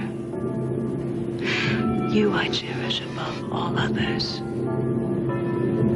You are the light of my life, the source of my desire. You I cherish. It's locked. 2 out of 2's not bad. Not for long. It's not. Stand back. Back! Dad? What do you want? You, Hal. We want you. You're too late. You can't have him. You've got to come with us.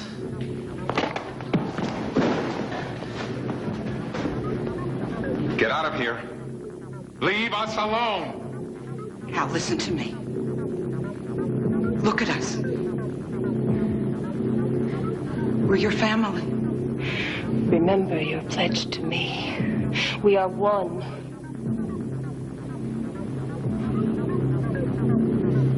I love you. She's lying. How can she know of eternal love? All she offers is death. Paradise forever is with me. That's what I'm going to give him. I can't offer eternity. I don't even know what that means. All I know is I'll love you tomorrow even more than I love you today. And give us both the hope of growing old together. I'm your best friend. Kill them. If you love me, do it now.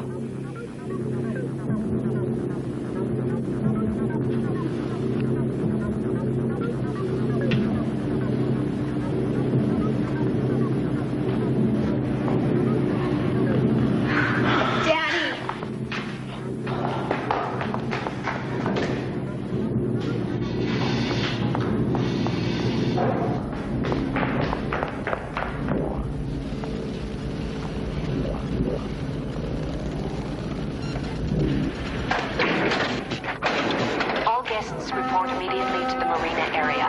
Laser storms will strike the island in 5 minutes 54 seconds. Laser storms will strike the island in 5 minutes 32 seconds. Please go to the marina area for evacuation.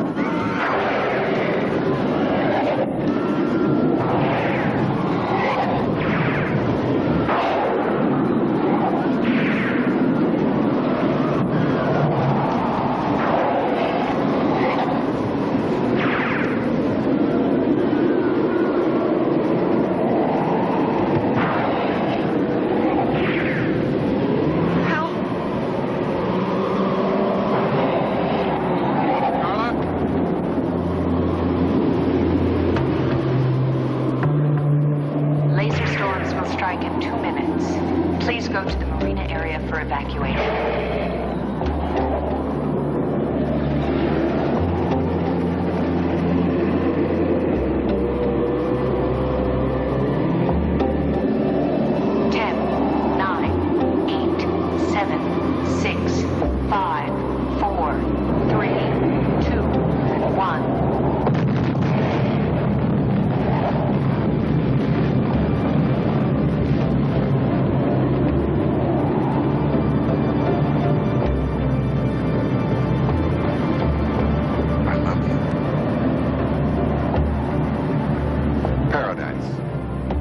Mankind's oldest dreams, to find a life where love remains forever young.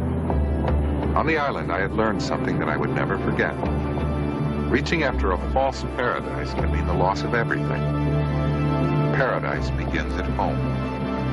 For us, that was just over the horizon, in some other world.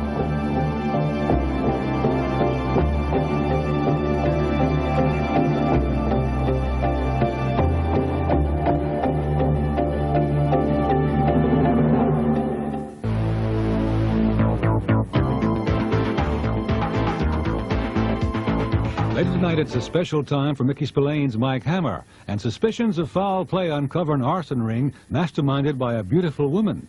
But first, Hawk tries to help a dying friend and finds himself in the midst of a Latin American revolution on Airwolf. Next.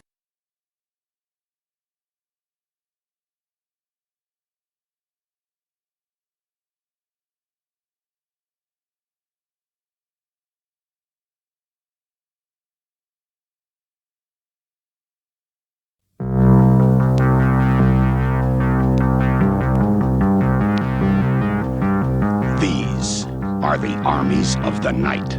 Can you dig it? Can you dig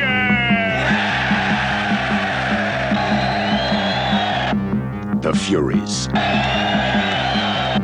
The Boppers. The Hi-Hats. The Lizzies. The Turnbull ACs. The Gramercy Riffs. Riffs! Yeah, right! And these are the Warriors. We know about the Warriors. They're a heavy outfit. They're from Coney Island. Warriors? You guys are the big dudes, huh? Now they're in the Bronx. We're going back. 27 miles behind enemy lines. It's the only choice we got. Between them and safety stand 20,000 cops. And 100,000 sworn enemies. I want them all. I want all the warriors.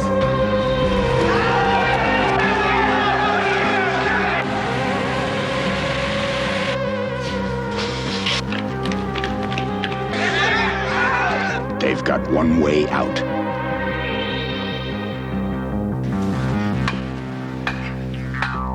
They've got one chance.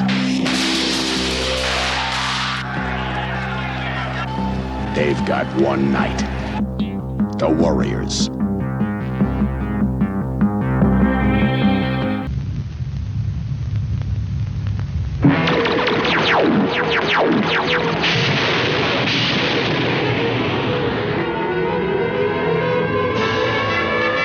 Ruthless invaders, a defenseless planet. Battle beyond the stars.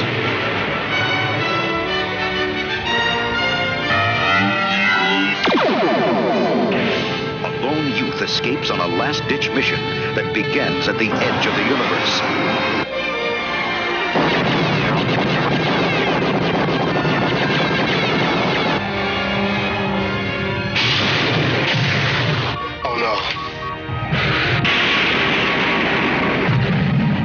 The story of a boy who finds more than he expected.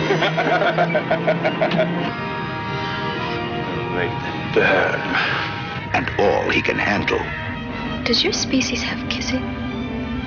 Oh, yes. We have that.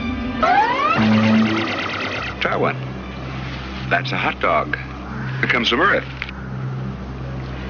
Do you like it? There's no dog in this.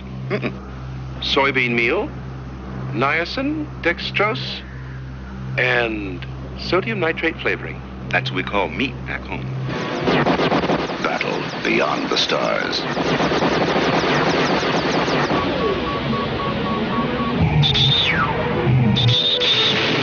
Starring Richard Thomas, George Papard,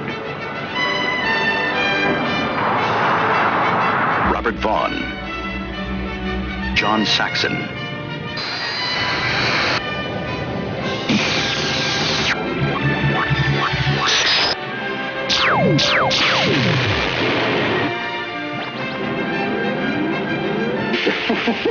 a battle beyond time, beyond space. Nice and fire! That ends in a desperate gamble. Hey, I hope you guys are still liking Otherworld. You guys seem to really be liking it. It's like I said, I think this show was about maybe 10 years ahead of its time. Yeah, because I think this would have worked in the 90s instead of the 80s. I don't think the 80s was ready for parallel universes and stuff like that. I mean, yeah, we had, like I said, we had Star Trek, we had the Mirror Universe, but really that was it. But, hope you like it. So here you guys go. This is, I went through and dug through my stuff. That is the box set for Captain Power and the Soldiers of the Future. And it's still available. You can find this on Amazon. The best part is it does have the special features, the making of Out of the Ashes, which is a really good documentary. The season 2 Declassified, that's another good documentary talking about the proposed season 2. And of course the pilot movie, which we already aired, and cast and crew commentaries on 6 episodes, blah blah blah. But I don't think you cannot go wrong with this. It is relatively cheap. I say that now, but I think when I bought this was like $10. I think it's like in the $30 to $40 range now, but don't quote me 100% on that. I believe it's out of print, but it's still available. People still have it out there, so it's not completely out of print, So, all right. Here you guys go. This is Captain Power, episode 5. Enjoy. Or episode 5. Enjoy. Power on. Captain Power and the Soldiers of the Future. Earth 2147. The legacy of the Metal Wars, when man fought machine and machines won. Biodreads, monstrous creations that hunt down human survivors and digitize them. Volcania, center of the Biodread Empire, stronghold and fortress of Lord Dread, feared ruler of this new order. But from the fires of the Metal Wars arose a new breed of warrior, born and trained to bring down Lord Dread and his Biodread Empire. They were soldiers of the future, mankind's last hope. Their leader, Captain Jonathan Power, master of the incredible power suits which transform each soldier into a one-man attack force. Major Matthew Hawk Masterson, fighter in the sky. Lieutenant Michael Tank Ellis, ground assault unit. Sergeant Robert Scout Baker, espionage and communications. And Corporal Jennifer, pilot chase, tactical systems expert. Together they form the most powerful fighting force in Earth's history. Their creed, to protect all life. Their promise, to end Lord Dread's rule. Their name, Captain Power and the Soldiers of the Future.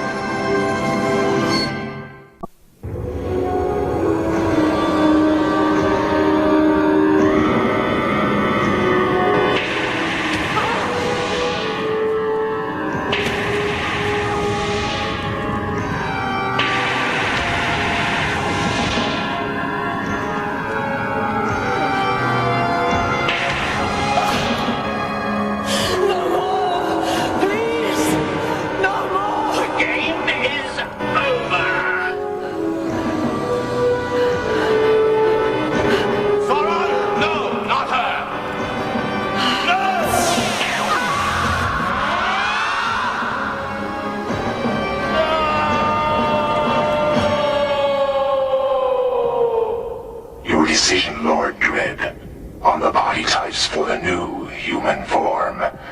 We need... No, they're not right.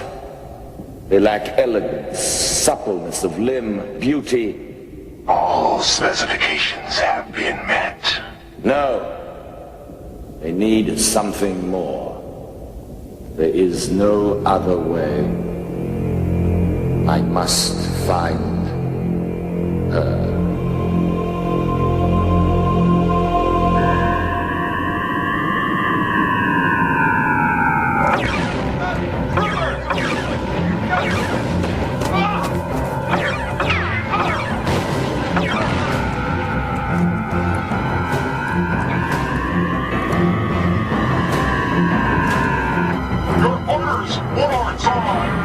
She was seen in this cesspool. And out! Find her! Take back! The village elders, Warlord Sauron. Where is the organic Jessica Morgan? We don't know what you're talking about. Who's Jessica Morgan? Insolence! Very well. If you will not talk here, perhaps you will find your tongue loosened in Castle Volcania.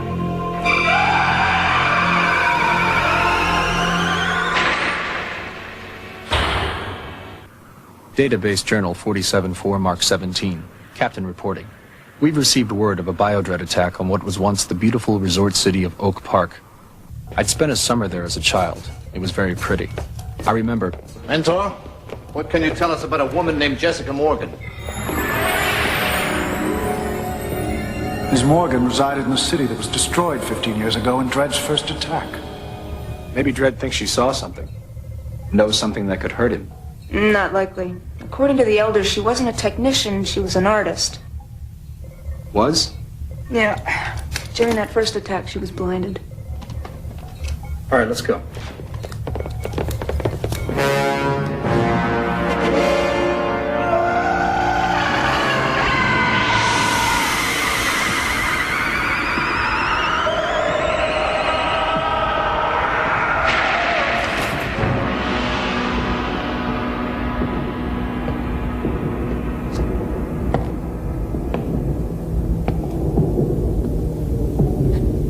Every cell within your body implodes when you are digitized. Then, when you are reformed, these same cells explode. Now then, where is the woman? Too long. Sauron, digitize him again. With pleasure. No! Please! I'll tell you anything!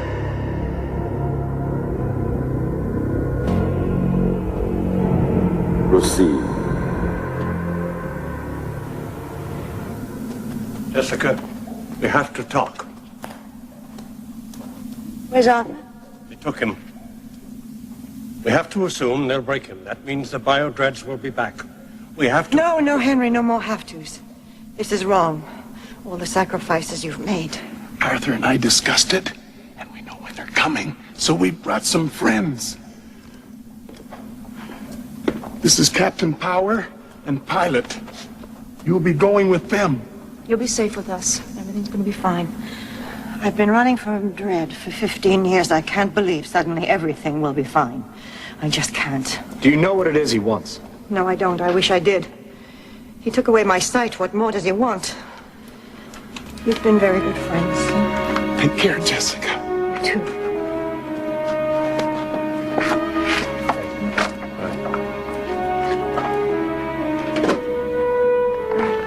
Hold on tight. Ready? Ready as I'll ever be. Power base.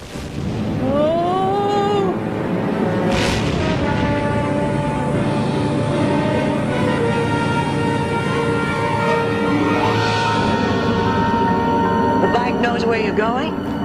The onboard computers are attuned to authorized voice patterns. Ah. You want to try? All right. Computer, new voice ID, Jessica Morgan. Activated. Say something.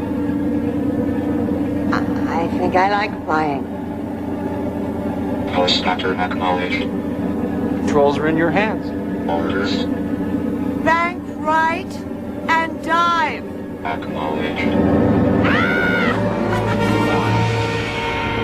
can stay with us until we figure out why Dredd wants you. We're picking up a signal from Dredd. I think you better hear this. Confirmed. Broadcasting all over the spectrum. Same message over and over. Here. Power, I demand that the artist be turned over to me immediately, or one of her dear, dear friends will be eliminated for every hour she is hidden by you. Send her alone to Sector 13, coordinate 6x2, or hundreds will die. Their blood will be on your hands, Power. Your hands. I can't take this anymore. Just take me to him. Get it over with. That's impossible. If we do that, he'll just keep on taking hostages until we all have to surrender. We can't give him that kind of power. Pilot, take Jessica back to her room. Then get back here on the double. We've got to plan our attack. Don't worry, we know what we're doing. I hope to God you're right.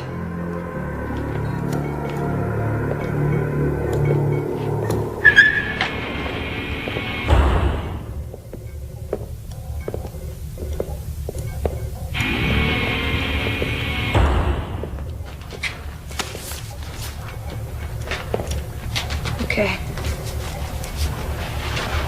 If you need anything, you push. Here. All right? All right. I'll check on you later. Thank you.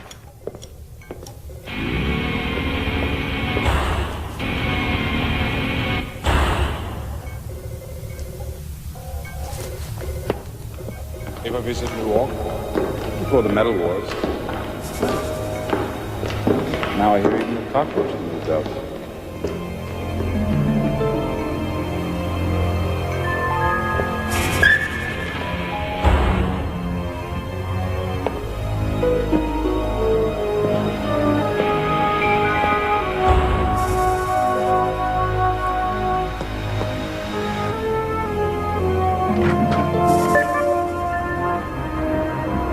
Sector 13, coordinate 6x2.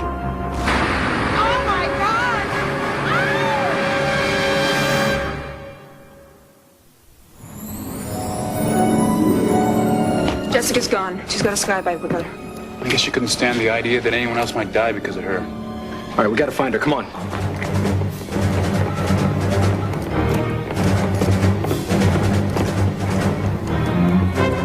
Power on.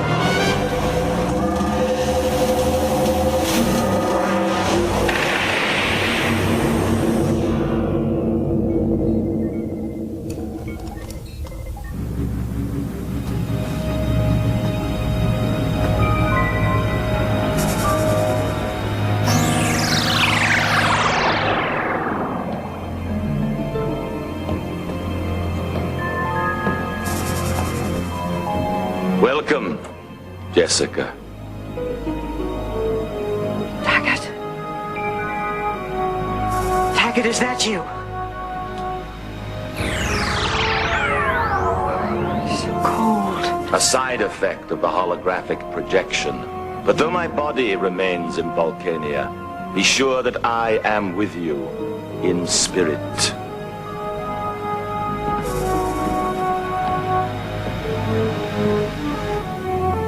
Come, Jessica. Follow the sound of my voice. Come. Follow me to a better world, Jessica.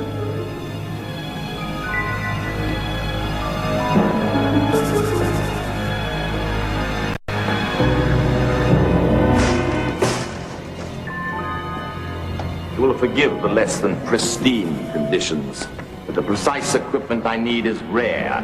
I've had no need of it, you see, until now. Prepare her. Someday, when power and his barbarians are done away with, there shall be everlasting splendor, a new and better world. For that, I need you. I need your vision as much as you do. I don't understand. You will.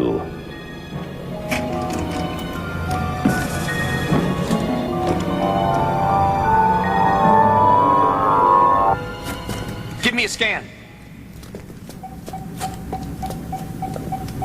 Energy readings just ahead.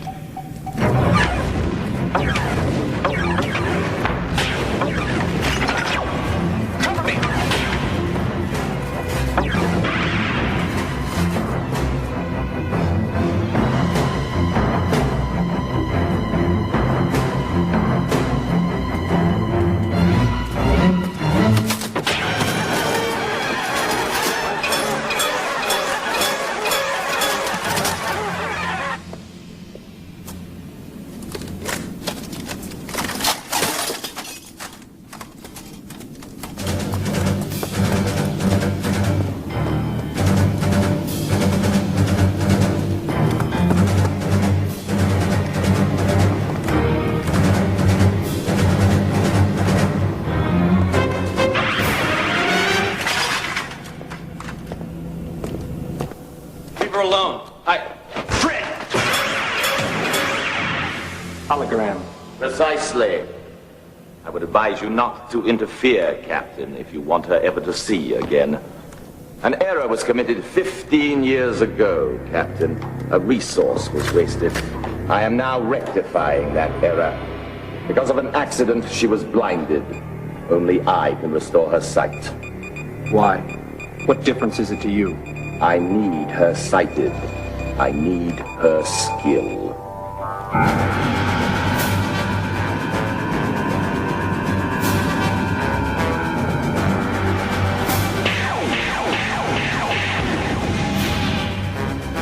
Troopers!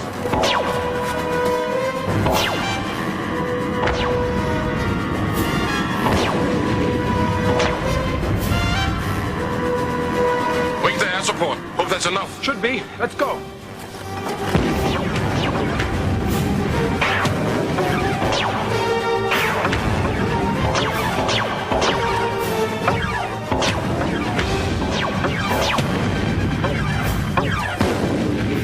On second thought, I think we've overstayed our welcome. Let's move it, Bigfoot.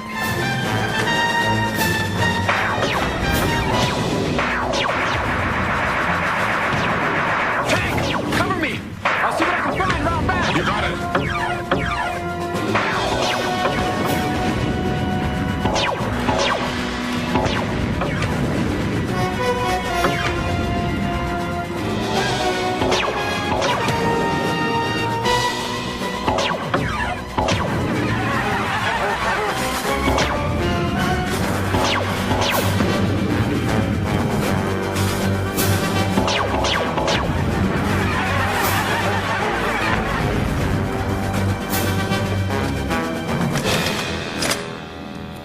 Give me a break, guys. What is this? A party? And I'm the guest of honor? Silence! Throw down your weapons! You're coming with us!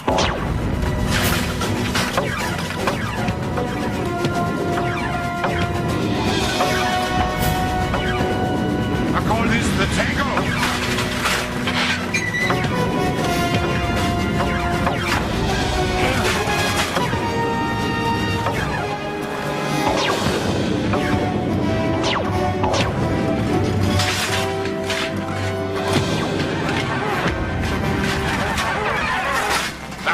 Wallflower. I guess the party's over. Tank! I could use a little backup over here. On my way. Mine is a war of affection. Immortal bodies that never decay, never grow sick or old. And she will assist me. I will be her patron, and she will be the architect of my new race. The preeminent architect of the machine world. You're more insane than I thought. Dismissing the text, Greg. What's to stop me from taking Jessica away from here now that you've restored her sight? Assuming you make it past the guards, nothing. I will not stop you, Captain. She will. Jessica.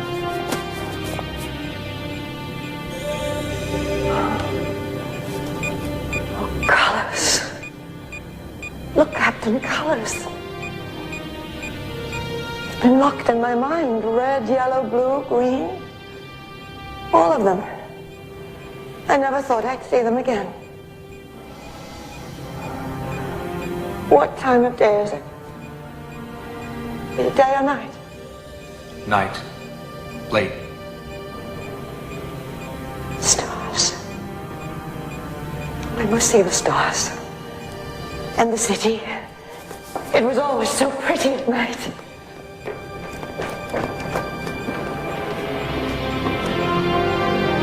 Oh my God. Oh God, no. Is this all that's left? I couldn't see. I had no idea. Is this the world you're so proud of? The world is in transition. When I am finished, it will be a monument to mechanical perfection. But there's nothing left. There's nothing left. Nothing? The organics are destroying our troopers. What are your orders, my lord? Power! Jessica, no! Thoron, no, not her! My lord! Fire and you risk damaging her. It would be a waste of material. Same for you, Captain. It appears we have a stalemate. The troops! Go to them. I have no need of you. She is not going anywhere. Very well, my lord.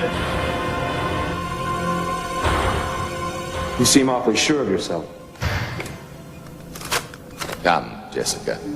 Time to go. No, I won't. I can see now. Yes, but only when you're within range of my transmitter. Leave and you'll be blind again. Forever. Just come with me. That is all I ask. I won't stop you at your decision. I remember the leaves that fall. Jessica. And the green of the meadow. Blackness, Jessica. Is that what you want? Dark and eternal night? Are you sure, Jessica? He offers me nothing. His world. But in my mind is the world as it was. Mine is a better world than the one you live in, Captain. I wish you could see it. Jump ship's on the way in. Where's Dredd? Alone.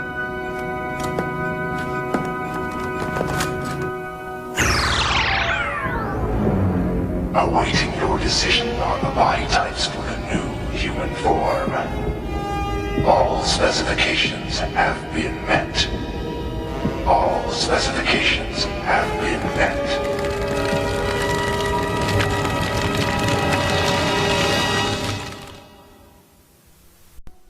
This is Captain Power. I'm closing in on Dredd.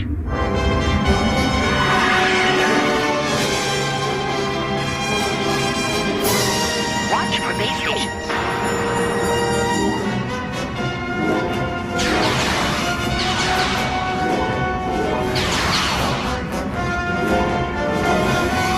Visibility down. Going to scanning systems.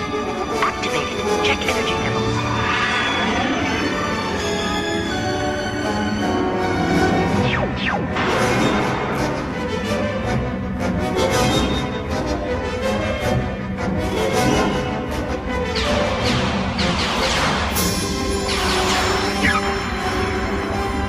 Check power levels. We took a few hits, but we've still got plenty of power. Energy systems full. Hold on. I'm gonna blow this baby.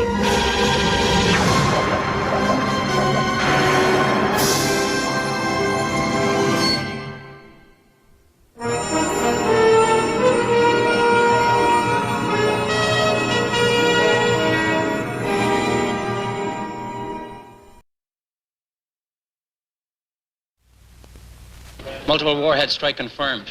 Retaliatory strike on advisement. Contacts at hostile missiles heading to major U.S. population targets. Launch retaliatory missiles. All enemy targets. You have seen great adventures, Now you're about to live one.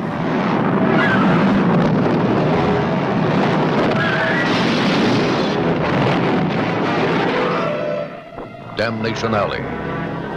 Everything man remembers is gone. Everything he has achieved is forgotten. Every place he has lived has become a wasteland, desolate, barren. And these 5 survivors may be the only humans left alive. Together, they will attempt a journey into the unknown.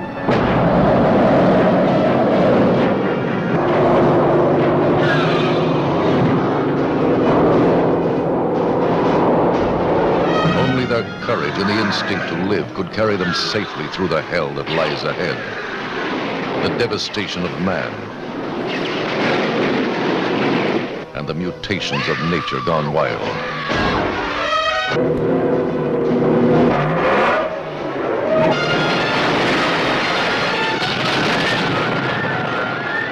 And somehow, they must endure this journey through the nightmare of what we once knew as Earth. Somehow they must survive this journey through Damnation Alley. Starring Jan Michael Vincent, George Peppard, Dominique Sander, Paul Winfield, Jackie Earle Haley.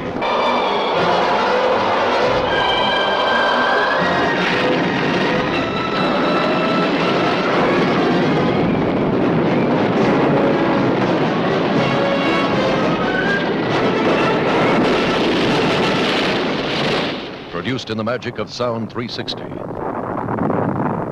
More than a motion picture, an adventure you'll never forget. In a distant galaxy, the darkened caverns of a cruel world hold the secret to a fantastic adventure. A quest to free a world from slavery and the universe from tyranny. A quest for truth, dignity, and freedom. There is a world above. A magnificent universe to which you can return if you have the courage. A quest for Star Chaser, the legend of Orin.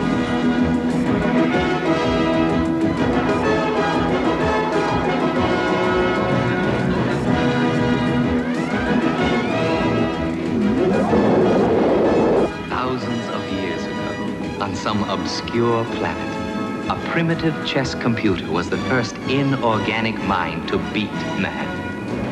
In a few hours, I will be calling checkmate in the last such game the humans and their kind will ever play.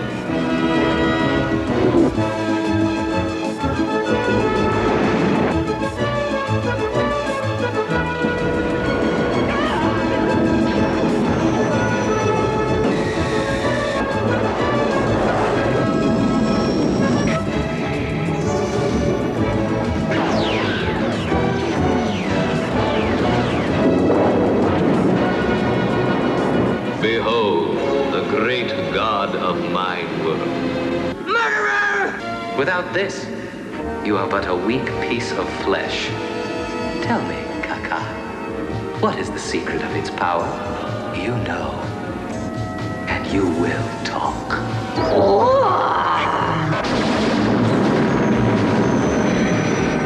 Khan, you are mine.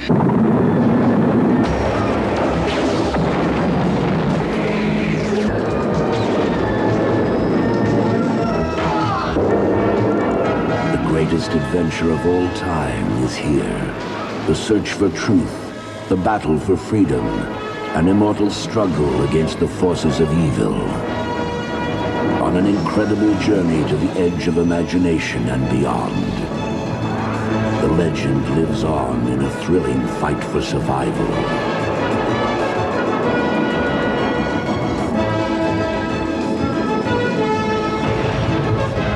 Star Chaser, the legend of Orin.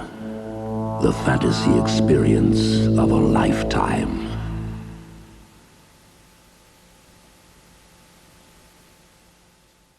Hey, I apologize. I usually tell you the episode, and I forgot at the beginning of this. This is A Fire in the Dark was that episode. So, yeah, because last week's was Pariah. But not gonna lie, I like the the design of this one, because you get the other ones like this. But what's funny is there's a spot for 5 discs, but there's not 5 discs. There's only 4. See, disc 4. But I don't know why they did that. That's just weird to me. Weird. But boom, there you go. Also, somebody asked me, we were talking about this at the shop and online, Space Above and Beyond. Yes, I have this. And yes, I'm going to see if we can air this. Not going to lie, this gets you the all 23 episodes, 1 season, including a 2-part pilot episode. So, I'm going to try to see if we can air that one. Alright. Here we go, guys. I'm going to do, hopefully, this will get past the YouTube bots, because I loved this show. And the fact that it's technically a direct sequel to the War of the Worlds 1950s movie is fun. This is War of the Worlds, the original TV series, not the one that came out recently, not the British one. This is, I believe it's Canadian, because they made a lot of syndicated television show in the 80s and 90s in Canada and through a lot of Canadian production companies. So, War of the Worlds is fun. I have War of the Worlds, and I don't believe that I have it here. I have a lot of DVDs. If anybody's ever seen me, I have thousands and thousands of DVDs.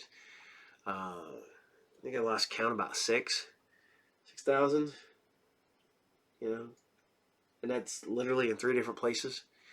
I have them in storage, I have them here, and I have them at the shop because I don't have room for them all. But War of the Worlds was really good and really kind of dark. I don't want to give too much away when we're going into the pilot episode, but I really like this series. I remember watching this, and I know I'm putting this on SciFridays because it's a syndicated show, so it could have been on any day of the week. My local market, it was on Saturdays. It was I think Friday the 13th, the series, War of the Worlds, and Tales from the Dark Side. Yeah, seems right. Or Monsters. I don't know. They had them mixed up. So, here you guys go. This is episode 1, season 1. Because this, like I said, if this can get past everything, we're going to have a lot more episodes of this than probably anything else. And this is War of the Worlds, Resurrection. Enjoy.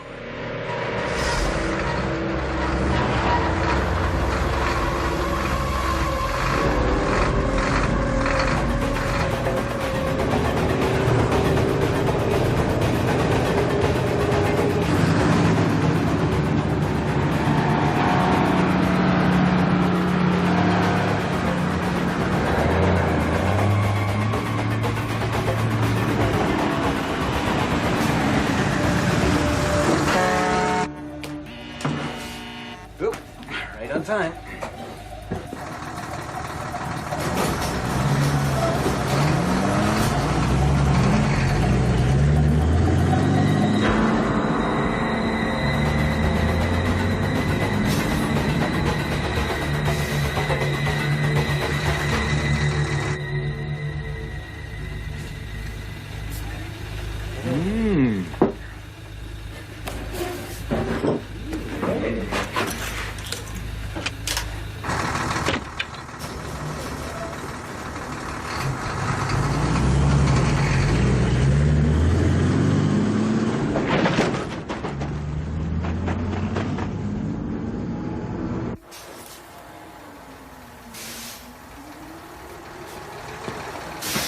Got some fresh coffee in the shack. Later, maybe. When did you folks add women to your cruise? Don't tell me you're threatened by a woman soldier. Oh, no way, ma'am. I just like them is all. What a nice thing to say. Hey, what's going on? Liberation, my friend. God, lady! All right, just cool it, okay?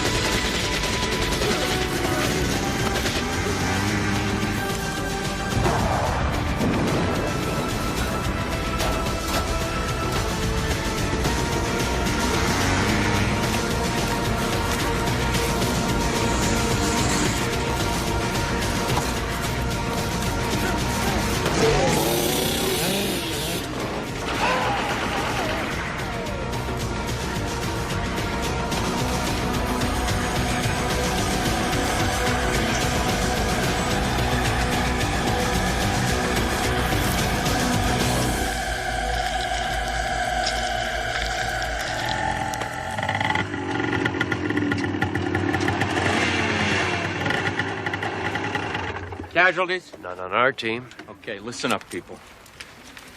Masood, Einhorn, do a body count. Any stragglers? Teal, Finney, set the perimeter charges. Let it ring. The world's gonna know about us soon enough.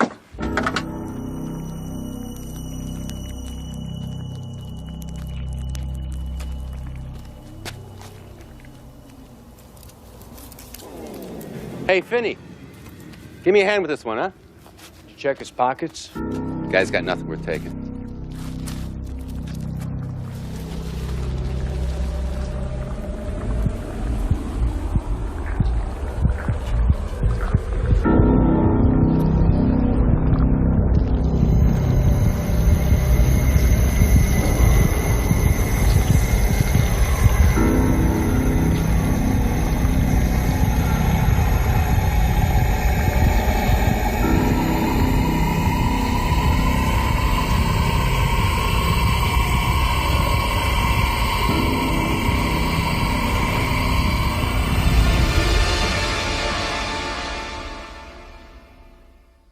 A wise man once said that a person trying to know something about everything will eventually know everything about nothing.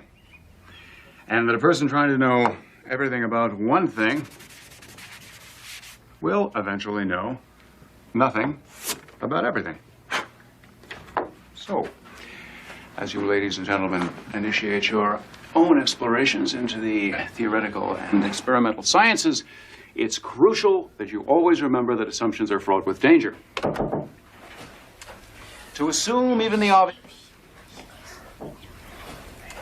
To assume the obvious is oftentimes to overlook the obvious. To help illustrate this point, let me give you a practical example. 5, 4, 3, 2, 1. Blackwood!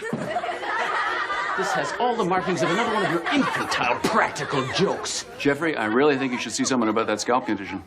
Ladies and gentlemen, it gives me great pleasure to introduce Dr. Gudeman, who is going to be the next stop on your field trip.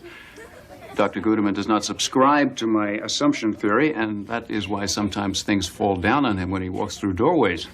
Get you for this, Blackwood. I'm glad Dr. Jacoby's here to witness this, Blackwood. Okay, while Dr. Gudeman regains his composure, why don't you look around the room for a couple of minutes?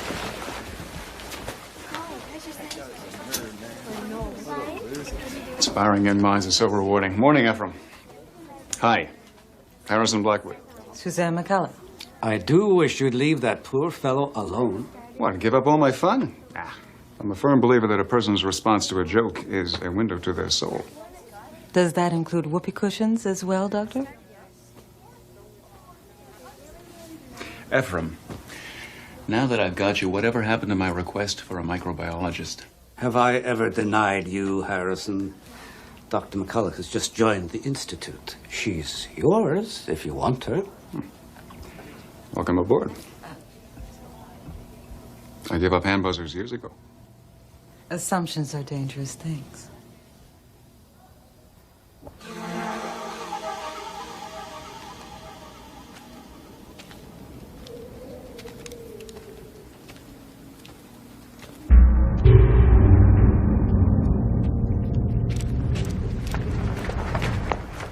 Minutes. We will be ready. You know, something about the irony of pirating a U.S. communications satellite to broadcast our demands always makes me smile. Smile on camera. No one will take us seriously. Well, then we'll just have to blow up this dump and send a big fat radioactive cloud of nuclear waste floating over their nice middle-class homes.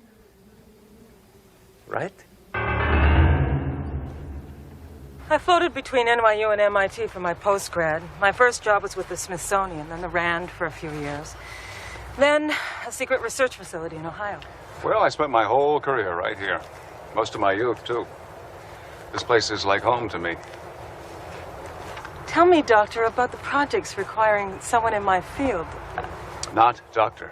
It's Harrison. I hate titles, especially doctor titles, especially when we're not even talking MD doctors. Okay, Doctor? As for projects, I've got hundreds of those, but I think we're going to focus on one or two important ones to start with. My daughter, Debbie. She's 11, going on 21. Well, it's nice to see the Institute's daycare centers being put to good use. For obvious reasons, I would prefer not to work too many nights and weekends. Me either. Being a parent really does change your priorities, doesn't it? Well, I wouldn't know about parenting. I just hate to work nights and weekends.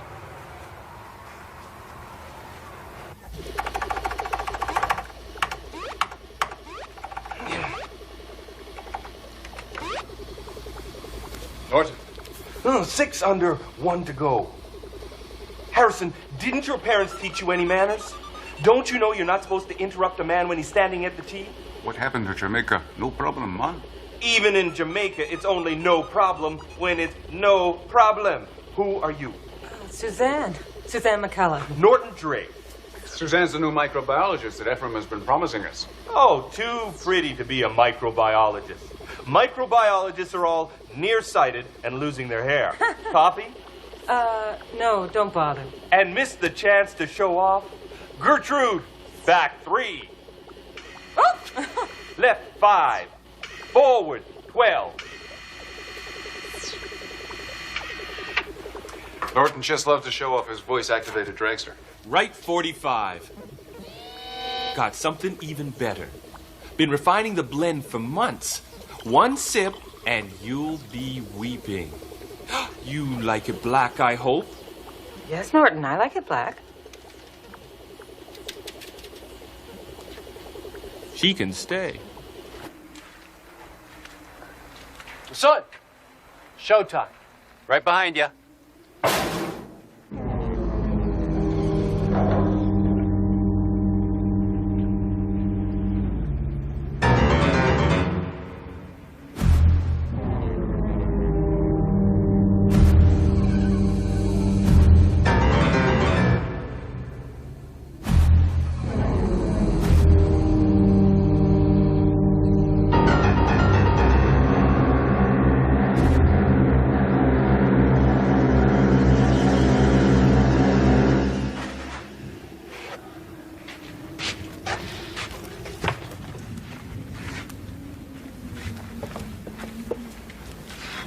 Sound check.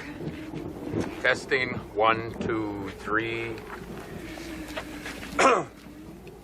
We, the freedom fighters of the People's Liberation Party, come to the world's citizens with a list of demands, beginning with the immediate resignation of the President of the United States. Perfect. 5 minutes. Where's Masood? He's on his way.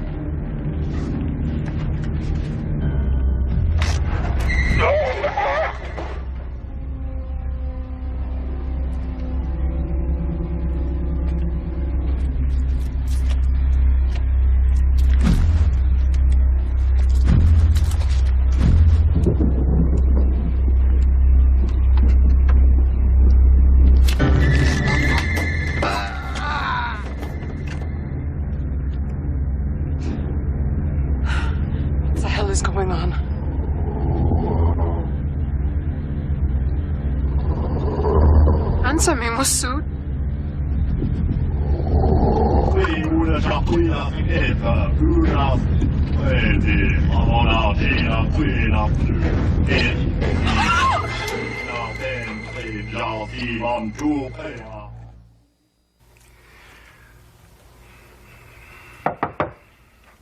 Come in. If you're here to tell me your lab is inadequate, make a list. I'll see that Ephraim gets what you need. Actually, I'm in no position to judge. After I changed, I realized you hadn't told me exactly what my job is. I haven't. I'm sorry. I've got this habit of assuming other people are on the same wavelength I am. Did I tell you I had Norton analyzing radio transmissions retrieved from deep space? Yes, trying to separate background noise from signals that might be produced by intelligent life. The problem is there's a whole bunch of space to cover. A bunch of wasted space, practically speaking, since the universe is maybe 10 billion trillion times as much empty space as it is stellar material. I need you to narrow our focus. Okay, I'll bite. How am I supposed to do that? Simple, by daydreaming. About other worlds. About the life forms they might support. You give me probables, possibles. You give me what-ifs.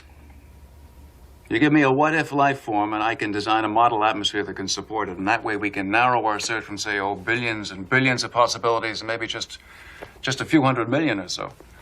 Excuse me, but isn't that just the tiniest bit random? No, not at all. The universe is so immense and Earth is so tiny. I mean, how do we continue to insist, contrary to all mathematical probabilities, contrary to all logic, that we're the only intelligent life form in existence? I never said we should. Well, good. You go to your room then and daydream. Daydream. Right. Look, I have always prided myself on being a result-oriented person. That's a quality we happen to share. Well, then you can appreciate that this is not the typical challenge that a result-oriented person would choose to pursue. I know. Isn't it exciting? You should try taking naps. It works for me.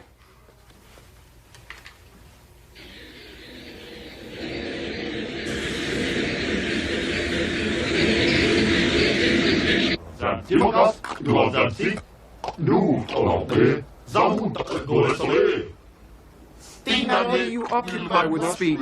These bodies are weak and contaminated by negative thoughts. We would better accomplish our mission in our natural state. Consensus is that yours is not an accurate statement. These bodies protect us from detection. Until we know more, we must use the resources available to us. We surrender to your judgment as always, Advocate. We must release the others so that our battle may resume. There is no time for transmutation. Collect our brethren as they are.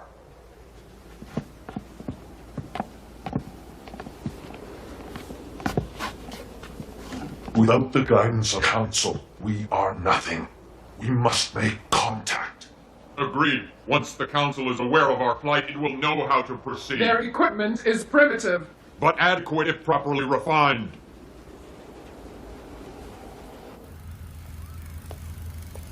Feeling any better about daydreaming on company time? I still find it a little unusual. Well, give it a few days. If you're still having trouble, I'll come up with something more specific for you to work on. I don't need to be coddled, Doctor. I'm perfectly capable of working on any project you can dream up. By any rules you choose to make. Sounds good to me. Just don't forget my first rule. If you're not having a good time, you're doing something wrong. Harrison? Over here. I'll see you tomorrow. Way to go, McCullough. Impress the boss.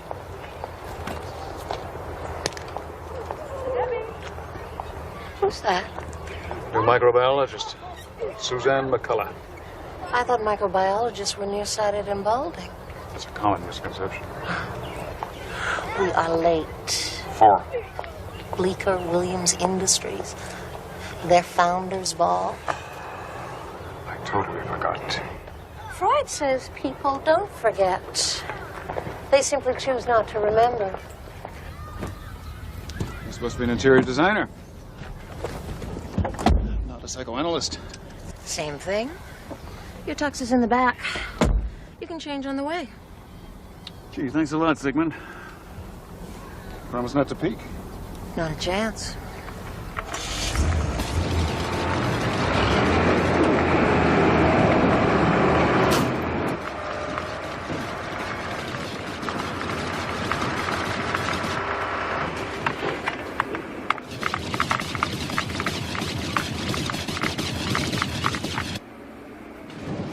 Now we wait.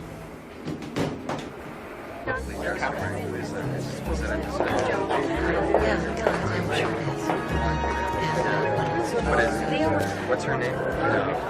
No. Excuse me. Do you have any idea who you were just talking to? Yep. Howie and Marge. Howard and Margaret Bleeker, a.k.a. Mr. and Mrs. CEO of Bleeker Williams Industries. There'll always be Howie and Marge to meet.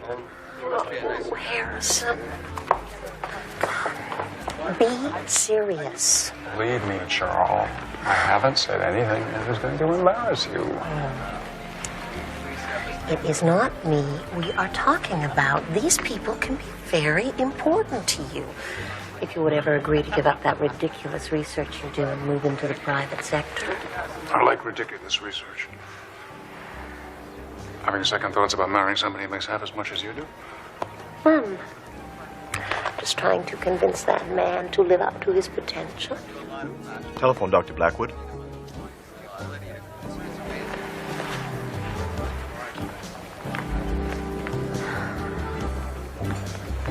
A drink, ma'am? Charlotte may never speak to me again, seeing as I left a very important party that I did not want to be at in the first place. Got us a fresh batch of radio intercepts I think you'll be interested in perusing. Norton, get some sleep. I've seen these radio wave patterns before. Several times, in fact. You've seen these before. Radio patterns collected from a point in space. I'll give you the coordinates later. Those patterns originated from a broadcast point on Earth. You're sure? Of course I'm sure. That's why I yanked you from a party you didn't want to be at. Just notice the parity between the two. Don't even try to figure out the contents, Harrison. Just look at the patterns. That's a signal. That's a response. That's a response to the first response. And there's a response to the second response.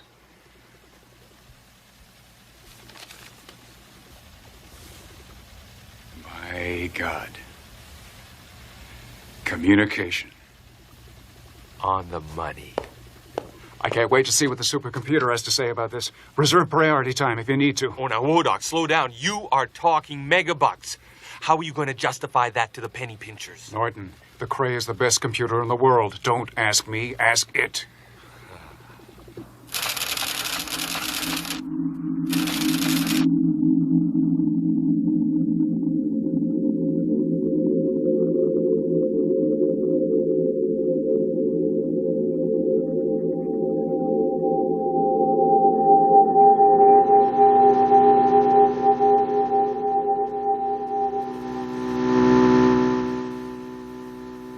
Transponder signal is very strong.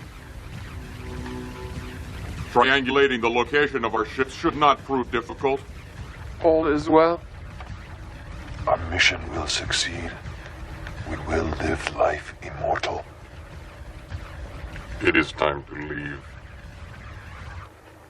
If I don't leave this joint and bag some Z's, I'm gonna start getting cranky. Not until you give me what I want. Study your history, Doc. Slave driver mentality never did work. There. The location of your transmissions. Now will you let me pass out in peace? You're welcome. Anytime. No problem. Home, Gertrude. Good morning. Listen, I'm sorry if I was a little blunt last night, but... Pack a bag. We're taking a trip. We are? Why? Won't know that until we get there.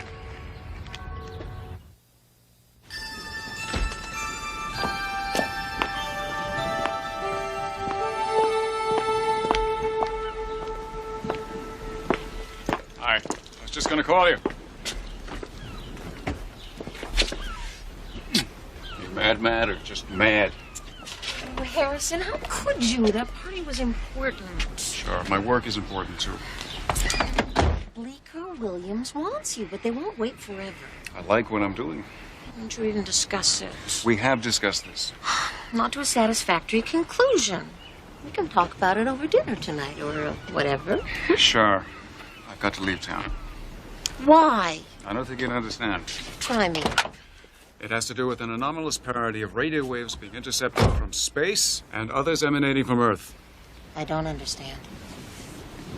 Sure. It's only overnight. I promise I'll make it up to you when I get back.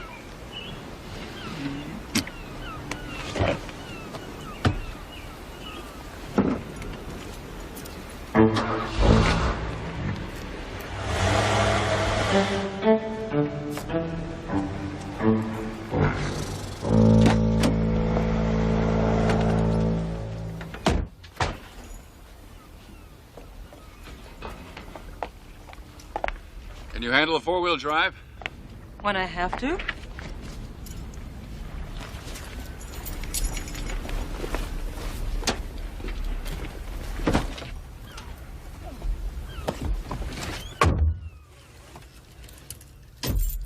Where are we going? Maps on the dash, the route's in red.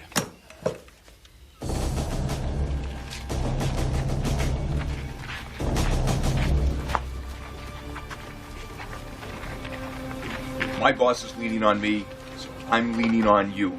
I want to know what happened in there, and I want to know yesterday.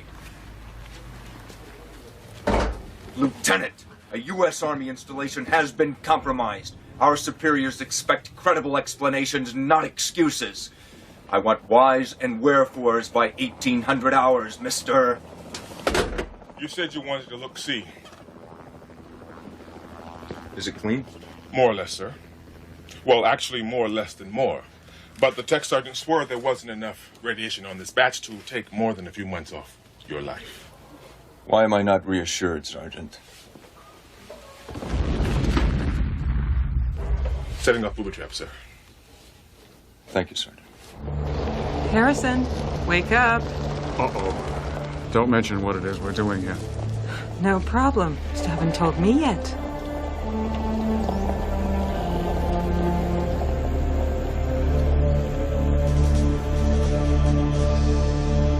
Afternoon.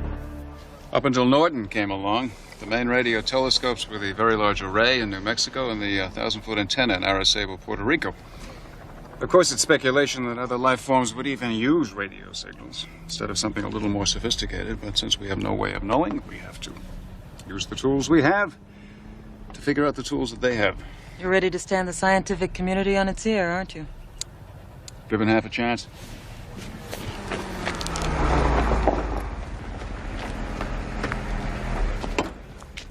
Remember, they're only entitled to your name, rank, and social security number. Dr. McCullough? Yes. Blackwood? Present and accounted for. I've checked. You're clear to leave. But we don't want to leave. We want to wander on down the road a pace. Sorry, that's in the vicinity of a restricted military installation. But these are public roads. Presently under military authority. Besides, there's nothing for you to see. Which explains your reluctance to let us see for ourselves. We can do this one of two ways. You can turn around and go home, or you can force me to detain you until I've had a chance to re-verify your backgrounds. With the Army, that's been known to take several days. Which is it, doctors? Is it, Captain? Lieutenant Colonel Ironhorse. Does it make any difference, Colonel, that we both have top-secret clearances? Not to me, it doesn't. Around here, it's need to know, Doctor. And you don't need to know. Now, if you'll excuse me. Aren't you the slightest bit curious as to what may have brought us out here in the first place? Officially, I can't ask. Last night, one of my associates intercepted some radio transmissions originating from this location. What kind of transmissions? For the moment, let's just say that they were highly unusual. You wouldn't happen to have a copy of these unusual transmissions? Is this the beginning of a negotiation, Colonel?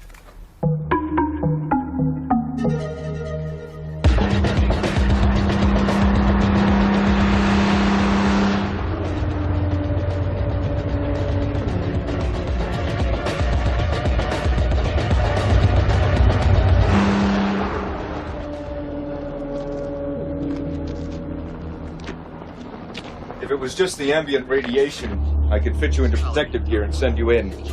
But whoever overran the installation did a very professional job of booby-trapping the entire area. You'll have to be satisfied with our remotes.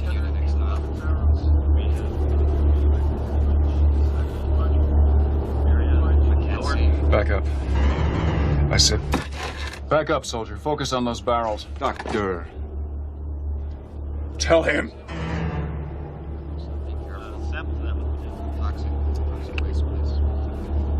Camera 3, zoom in. Zooming in. What is it? Ask him if there are any more barrels like that. Camera 3, what's the count on barrels in this condition? The count is still incomplete. We still have 2 quadrants to check. It appears we have 6. 6. Only 6, but there were hundreds. Maybe thousands.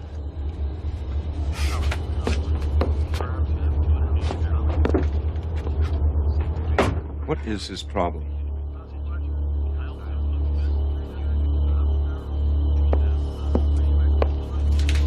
Show me those barrels again.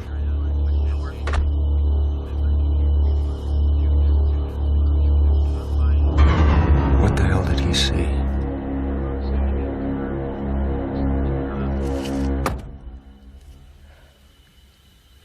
Are you okay? We have to leave. Now, damn it! Here, take it easy, Orel.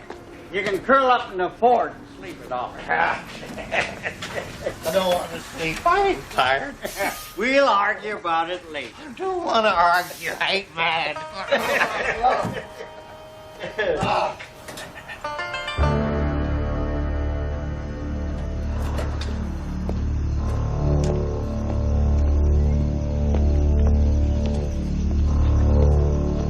Why don't you let me do that, fella? Have it your way. Where you headed? Oh. Where you coming from? Talkative, ain't you? Hey, let me finish up. Son, you best start being a mite more careful about being out in the sun without a hat. You folks got some kind of communicable disease or something? Hey, Doc. Let's say we drop over to Jed's for a jar of moonshine. Well, let's cash your credit.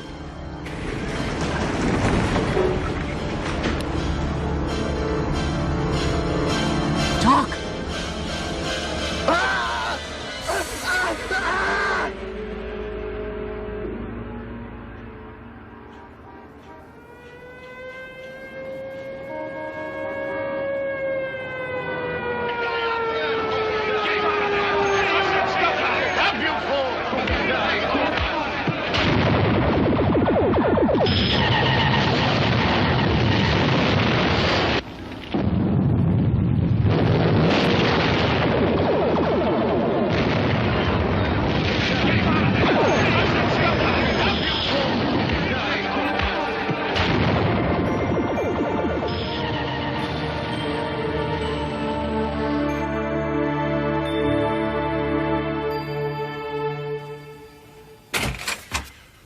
God, you're still here.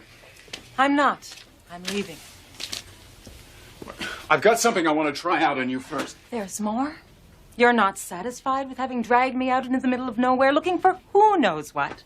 Or having me drive all night, 7 hours without a stop, without you uttering one single word? What more could you possibly want to try out on me? I have worked hard, damn hard to get where I am, and mistreatment is not part of my job description.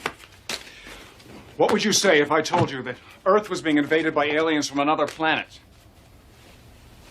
Read my letter. I'm serious. Okay. See a psychiatrist first. Then read my letter. It's my resignation.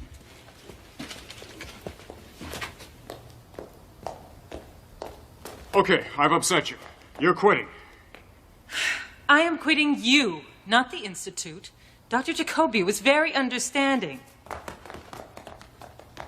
You can still listen to what I have to say, can't you? In 1953, we experienced what can only be described as a war of the worlds. If it wasn't for common, everyday bacteria attacking the aliens' immune systems, they would have won this war, and you and I would not be having this conversation. But we are having this conversation, which I don't want. So I fail to see your point. My point is that although the bacteria stopped the aliens, I don't think it killed them. Excuse me, but I think you have been sitting too close to your television set. Really? How do you explain the radio signals? How do you account for the barrels? Barrels that entombed what were supposed to be dead aliens, forced open from the inside? What the hell happened to the hundreds of other barrels that used to be stored in that location? Just because I don't have an answer doesn't mean there isn't a logical explanation for your paranoia. I am attempting to offer you a logical explanation. In 1953, bacteria forced the aliens into a state of hibernation, or suspended animation, or estivation, or anabiosis. I don't know the terms, that's your field, not mine. But now something has happened to wake the aliens up. That nuclear disposal site was hot with radioactivity, right? Maybe that's it. Maybe the bacteria which infected the aliens is now being wiped out by exposure to radiation. So now the aliens, hundreds of them, At least. are loose. Yes. You're nuttier than I thought. That doesn't make me wrong. At least listen to my proof.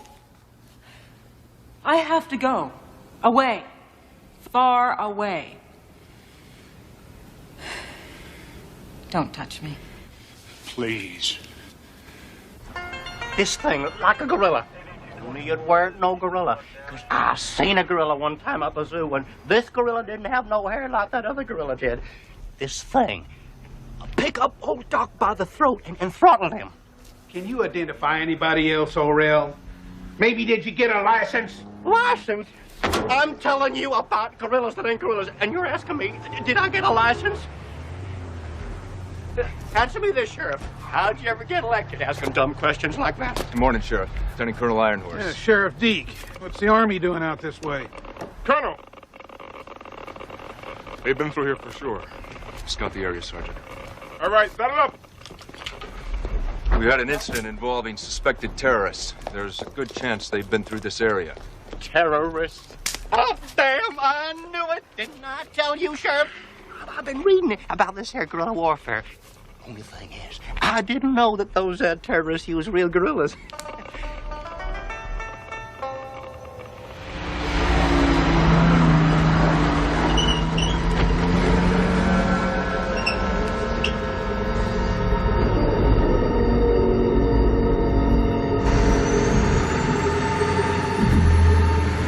The alien attack wasn't 3 days old before my parents were killed.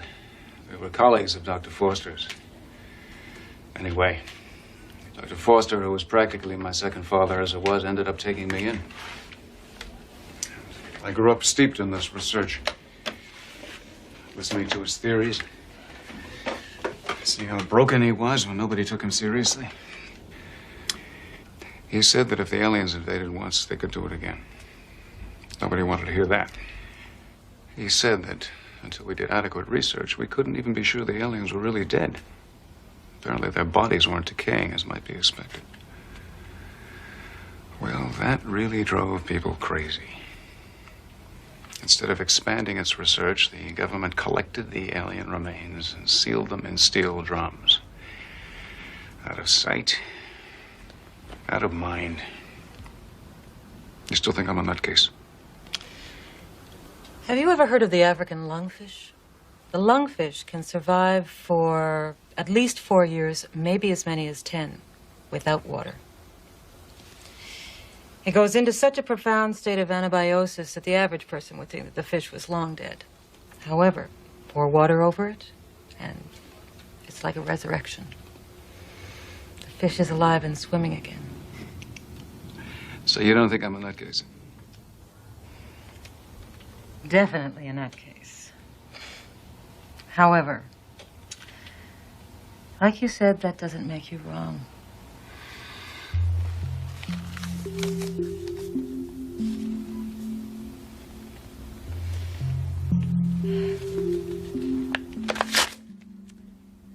And I can always write another resignation.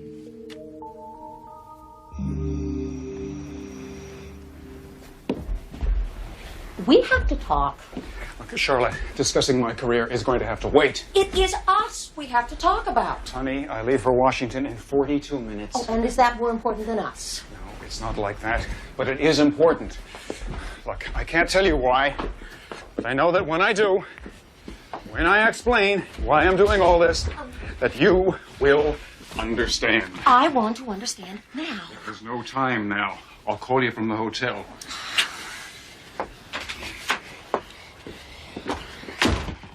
That is the most fantastic story I think I've ever heard. That's no story, General. That's scientific theory supported by fact presented in a logical and reasonable fashion. I'm a respected astrophysicist. I'm not some kook spouting UFO stories. Oh, I don't mean to suggest otherwise, Doctor. That you were brought here by my niece gives you more credibility than I think you realize. Niece? You told me that he was your father's friend. Uncle Hank is my father's favorite brother. And you're my favorite niece. Unfortunately, Doctor, I'll need some hard evidence before I can act on your theory.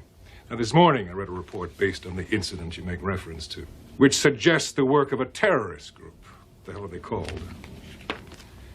Oh, yes, the People's Liberation Party. General, I'm trying to warn you about something a lot more insidious than terrorists. Why don't you try to look at it from my point of view? You don't have a point of view. 35 years ago, these things tried to take over the world. They're completely ruthless with absolutely no sense of mercy. My God, they killed my parents. I'm truly sorry, Doctor. You bring me something concrete, and I'll give you my word I'll see to it that it gets to the right people.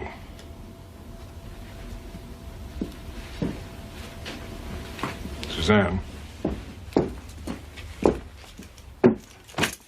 Suzanne, you're making some strange new friends. Uncle Hank, he really does believe what he's saying. You take care. Thank you.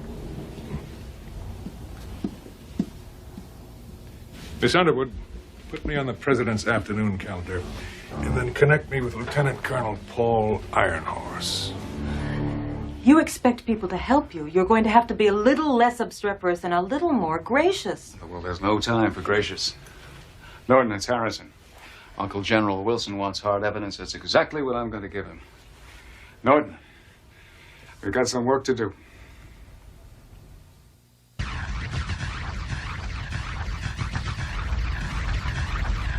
Is there anything new? Zip, zero, Zed, nothing. The bad guys are maintaining radio silence. Desk Gertrude. Catch this riff. Don't know what it's all about, but you gotta admit them bad guys sure got rhythm. Is there anything from the Cray on this? No, definitely not into musical appreciation. It's still computing. Suzanne, tell me something. Tell me. Well, using Dr. Forrester's notes on the bacteria that infected the aliens in 1953, and exposing these, on paper, of course, to radiation that's consistent with that of the disposal site. Yes? No bacteria survived the exposure. I was right. Statistically, your theory is possible. No, Suzanne. I am right. Ha ha!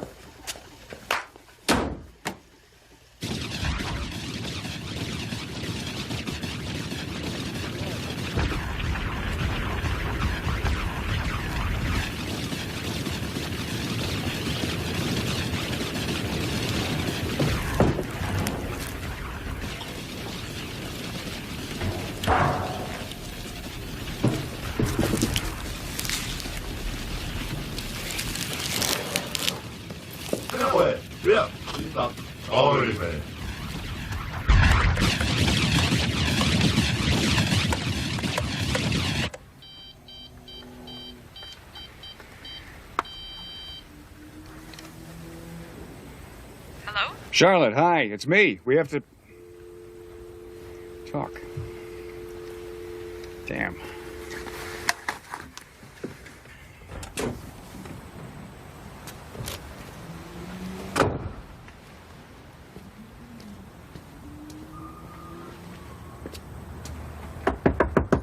Charlotte, come out here. No, I want to talk to you. No! Look, I'm not leaving until you come out here. Well? Do you love me? Oh, you know I do. Why? Because you're smart and you're beautiful. You got a great sense of humor. You got an even greater pair of legs. You love me more than you work? Oh, Charlotte, that's not a fair question. Yes, it is. And you just answered it. Now, if you aren't leaving, I'm calling the police. Oh, great. Go ahead. Embarrass yourself. In front of all your neighbors.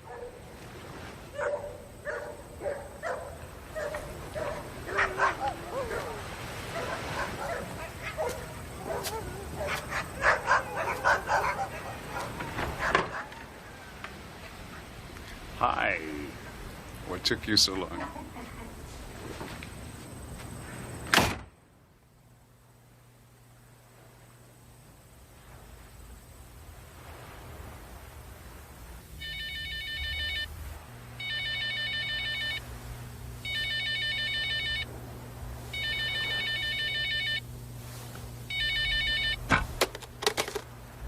Whoever this is, it better be good. Norton? I'm on my way. The transmission was only a few short bursts, but I managed to pin down the location. Drive hard, and you could be there in about 11 hours. Now, we'll charter a helicopter. Oh, easy, my friend. Do you know how much that's going to cost? What does a new world cost, Norton? And where do you go to buy one? You know, if you're right about this, it's all academic anyway. How much farther? Oh, about half a mile, maybe less. If I don't get me some shut-eye, I won't be able to bag a deer if it walks up and kisses me. What is it, boy?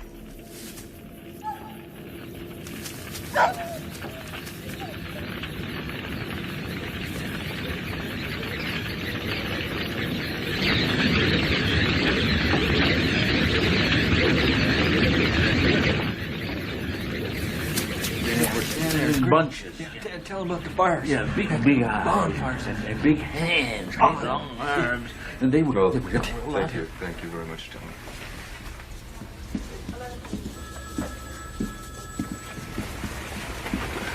I've never heard such a crock of bull, Colonel. Those two good boys are drunk as skunks. They identified the truck that we've been chasing, Sergeant. I know, Colonel. But the rest of their story? Bonfires and voodoo ceremonies in the middle of some abandoned tourist attraction? I think what we're talking is 150 proof delusions. Maybe. I want a team briefing in 15 minutes. Everybody at 100%. We move out in 1 hour. Whatever you say, Colonel.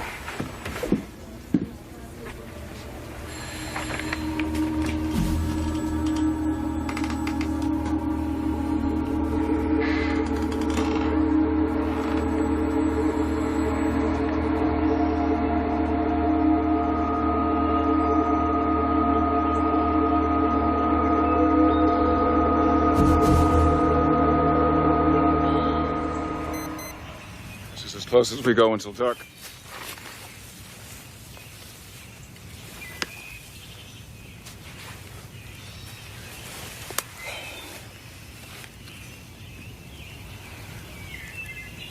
How do you do it?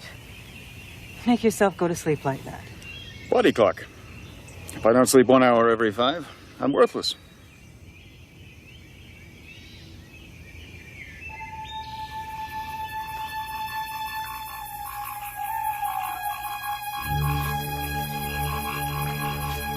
What? It's time. Now look, we don't have to get ourselves killed, okay? I'm gonna get close enough to get some instrument readings, and I want you to stay back and record everything with a camera. Okay?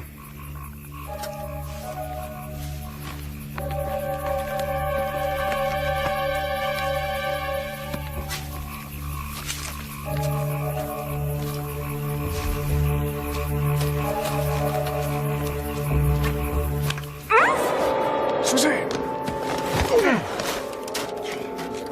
Blackwood. Listen, not to scream. I'll take my hand away. What are you doing here? No, Doctor, what are you doing here? You wouldn't believe me if I told you. Probably not. I listened to that tape you gave me. Transmissions made by terrorists.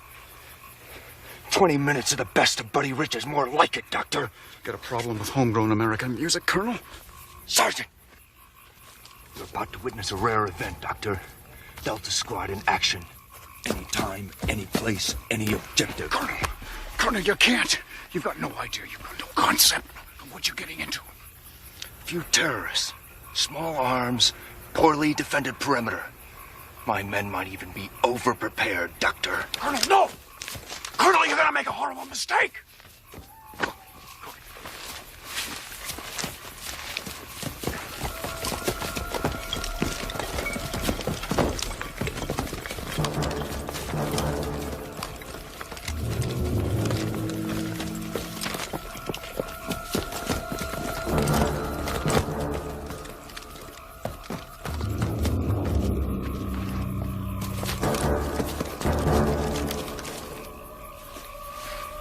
Colonel, please, for the sake of your men.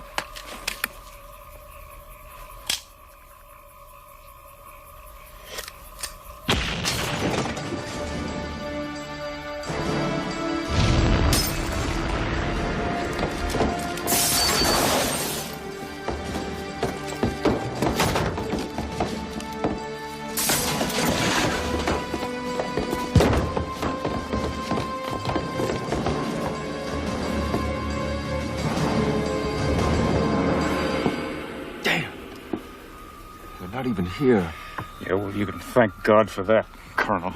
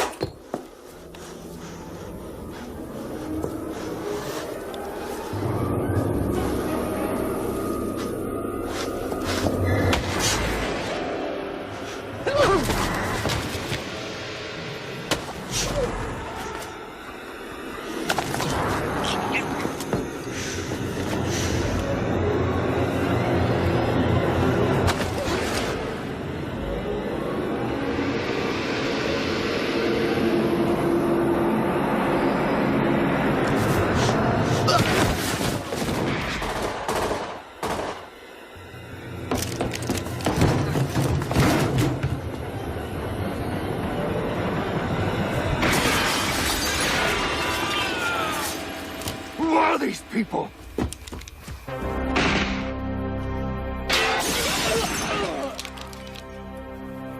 No, Colonel, don't!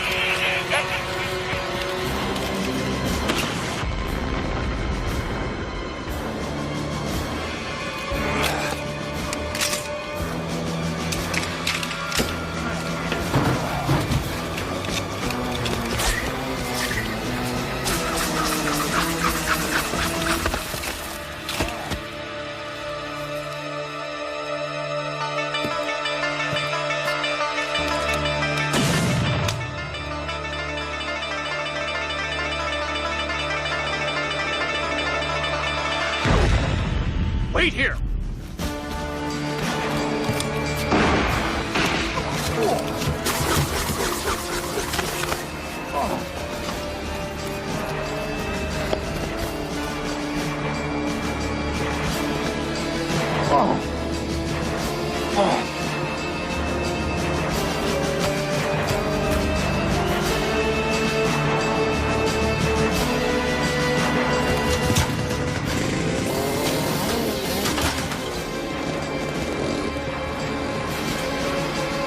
It's about time, Blackwood.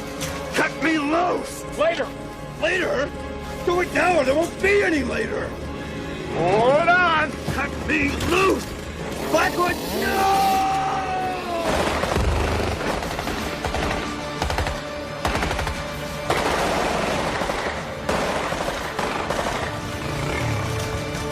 Who are they, Blackwood? What are they? Later. Let's get Suzanne and get out of here.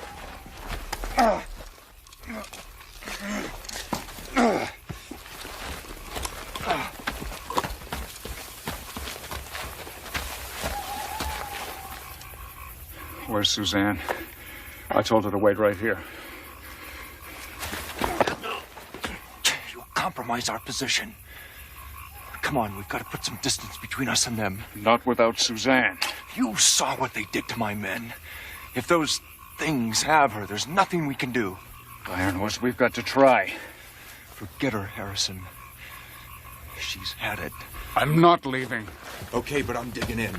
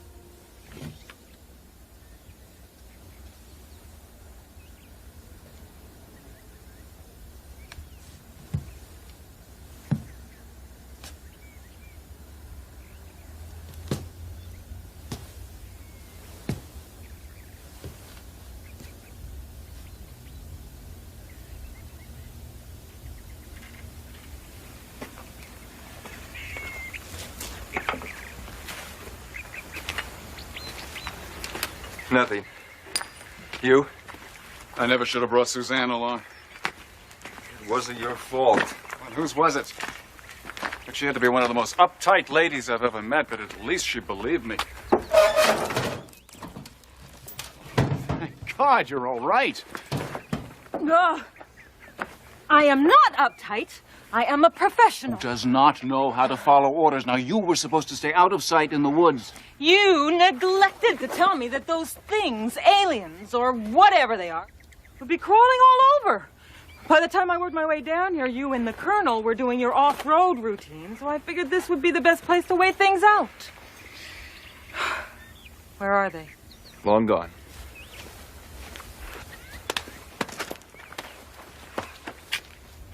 They had their truck hid in a hollow about 200 yards from here.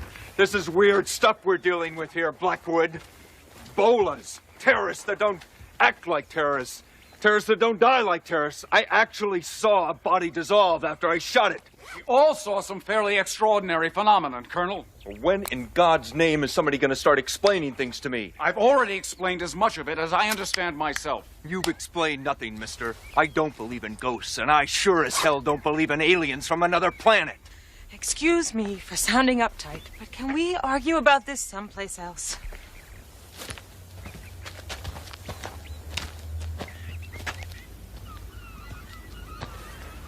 Too many variables. Strength unknown, resources unknown, purposes, goals, locations. Unknown, unknown, unknown. I can only tell you what I saw. What we all saw, Uncle Hank. It was horrible. Those things were not people anymore. But I do have a theory about cell-face mashing. Suzanne, whatever you and Dr. Blackwood saw, no matter how extraordinary, cannot be considered as evidence. Well, talk to your colonel. He was there. The colonel and I talked at length. Admittedly, something incredible did take place. However, Colonel Ironhorse is not yet ready to attribute those events to aliens from another world. He's more comfortable believing the Russians have some secret weapon that makes us all see things that aren't really there. Colonel Ironhorse is a highly effective warrior, Doctor. He's been trained to deal in absolutes. In this case, General, he is absolutely wrong. I agree. And so do a few of my superiors. However, they want this entire matter kept hush-hush. Hold it, General. Nobody's going to silence me the same way they silenced Dr. Forrester 35 years ago. What happened to your adoptive father, Doctor, was unfortunate for all of us. However, the President, my superiors, would rather this not become a political issue. They don't want to ignore this. They want it kept quiet. And I'm here to offer you a job. Find the aliens, Doctor, and stop them before they do more harm. And I can do things my way? Completely. Your own people, your own methods, anything you want. Naturally, we'll have to establish certain security procedures. What kind of procedures? To protect you and your colleagues. To protect the secrecy of the project. Nothing, I assure you, Doctor, you wouldn't do yourself. Aside from that, you have a blank check. But you'll need a cosigner.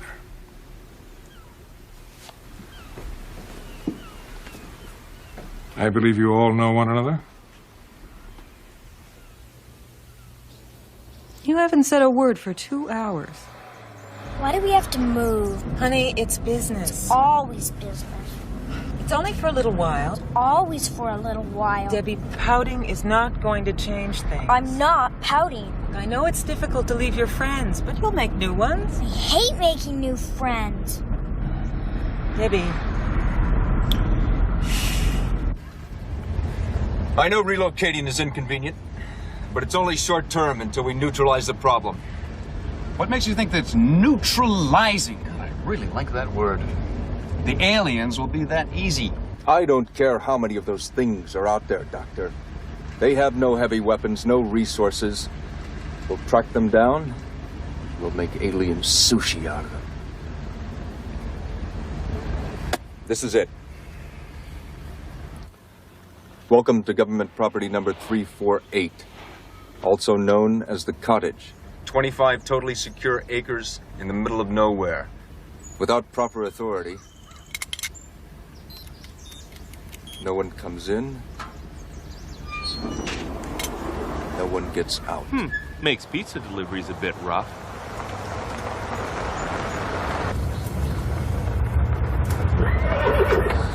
A horse! You didn't tell me about a horse. Honey, I didn't know about a horse. Can I go see it? I thought you hated making new friends. Oh, Mom. Anyway, you always promised I could take riding lessons. I always said maybe you could. Be careful.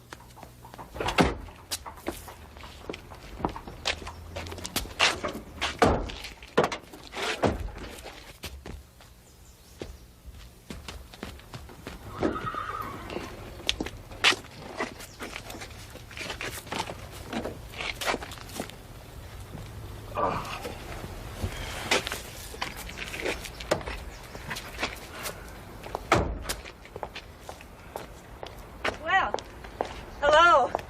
Come on inside so we can all get acquainted.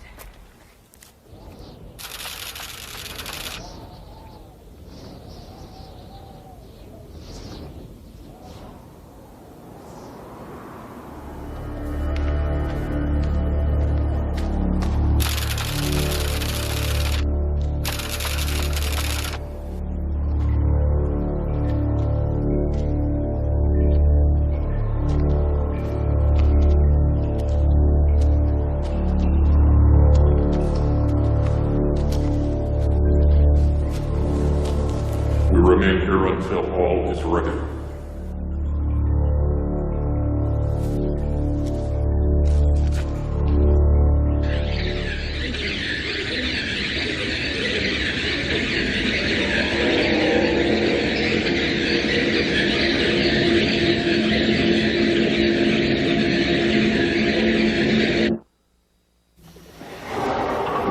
Wow. My very own supercomputer. Forward, Gertrude.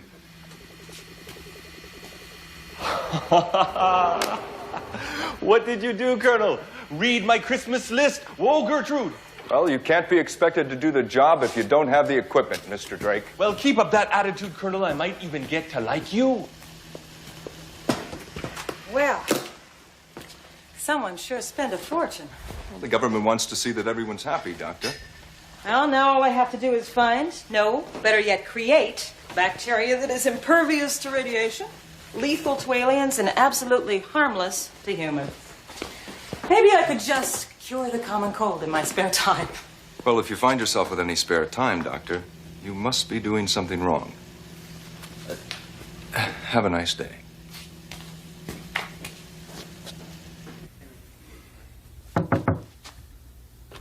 Doctor? Somebody obviously wanted to make me feel right at home. Perfect copy of your office, isn't it? As if my life before this thing didn't matter. Or never really existed at all. Since my great-great-grandfather was shaman of our tribe. What's a shaman? A shaman is a spiritual leader, sometimes called a medicine man. He is the most respected man in the tribe, more even than the chief. Anyway, the warriors, they brought their strange discovery to my great-great-grandfather to find out what it meant. What was it? It was a flat rock with drawings on it that no one had ever seen before. It was very old, too.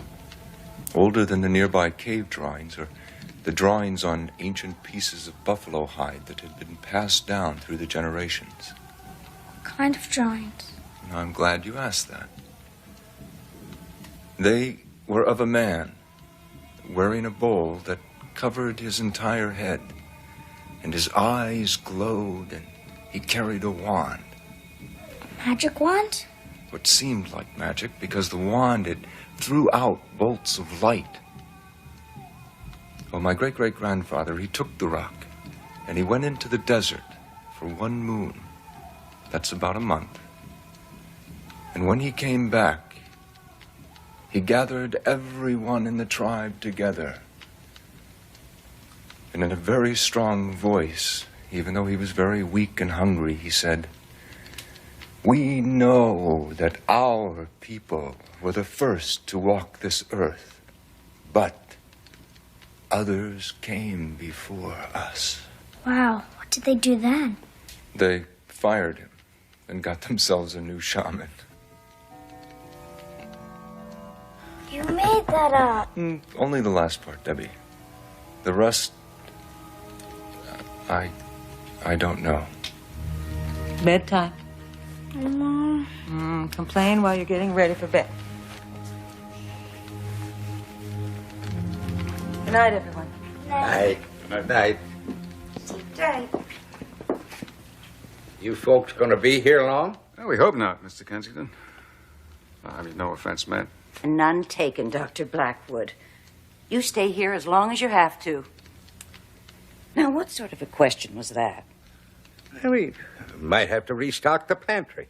I take care of the pantry. The grounds is your job. I guess I better check the security system and turn in. Good night, all. Colonel, you really believe that story? Indian folklore, Mr. Drake. Nothing more, nothing less. Funny thing about folklore, almost always there's an element of truth in it.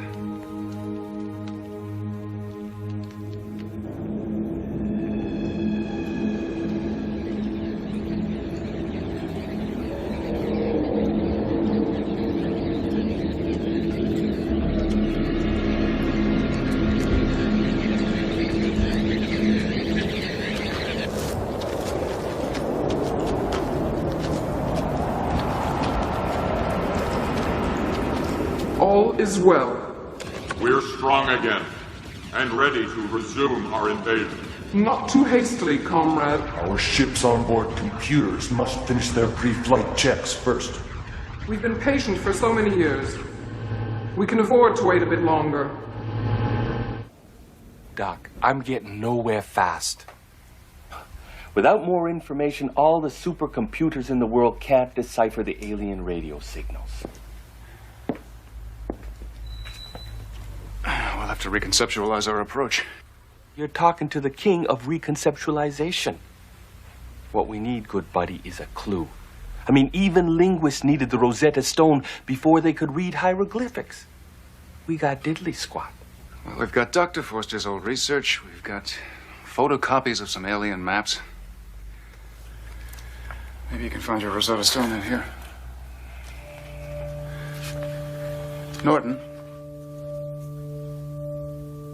The number 3 mean anything special to you? It sure meant something special to the aliens. Think about it. Their ships flew in groups of 3. Their optics were divided into 3 units. They attacked their targets from 3 different directions. Even their weapons, the bolas, had 3 weighted ends. 3, Norton. Think 3. I know the answer is there. Number 3. I'll think on it. What do we got to lose, huh?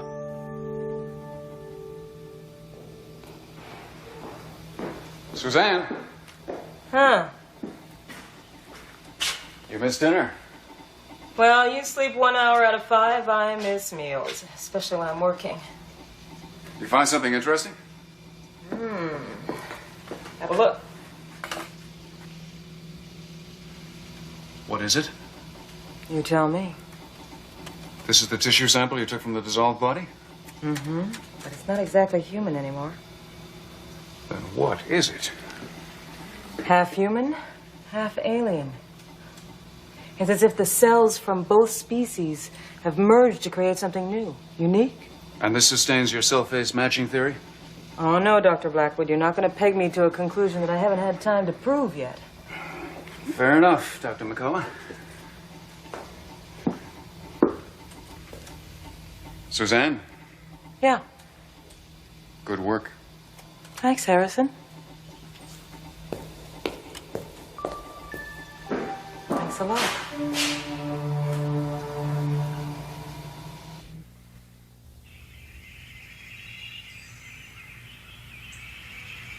Bingo! I've got it! Harrison, Iron Horse! Yes, absolutely, undoubtedly. Ha! They said it couldn't be done. Suzanne, come here. Well, they didn't factor Norton Drake into the equation now, did they? Ha! I cracked the alien lingo. By the way, Doc, thank you for telling me to think 3. This is all base 3. It's beautiful. And this is what I came up with. 1, 2, 0, 1. No. The top line is 2 to the 7th power. The bottom line's to the 3rd. Now, 2 to the 7th is 128. And 2 to the 3rd is 8. But what do the numbers represent? Well, am I supposed to do everything around here? How am I supposed to know what it represents? Maybe it's a coded message. It's too primitive. Even crude codes use large prime numbers as keys. When the soldier's right, he's right on. This is no code. This is pure. But pure what? Yeah, we're overthinking this. We're digging too deep. Giving the aliens too much credit. Assuming the obvious? Thereby overlooking the obvious. I think I'm missing something. You'll have to go on one of Harrison's little field trips.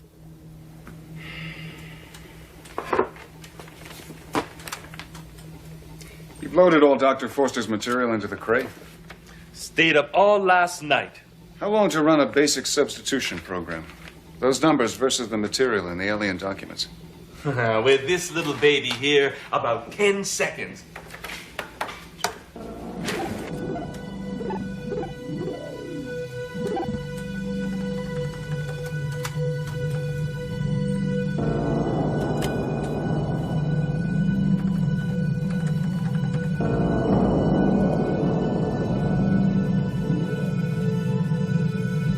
Coordinates on their maps? Why not?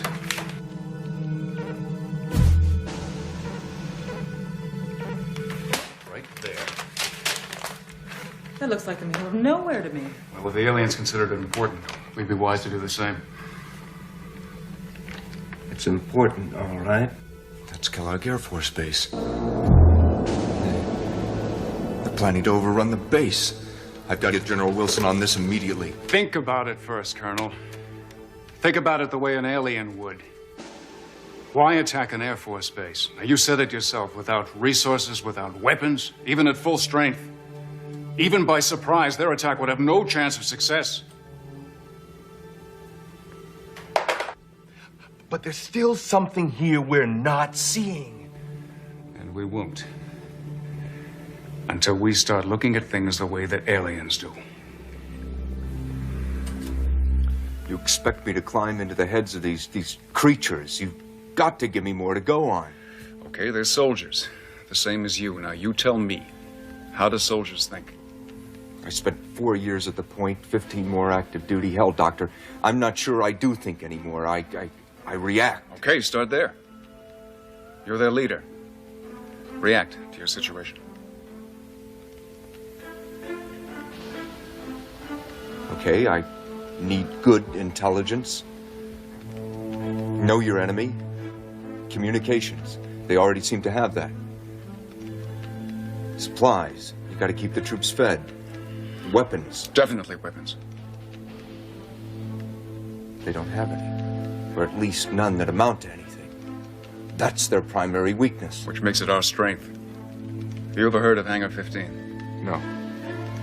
The place where the Air Force stores all its UFO evidence.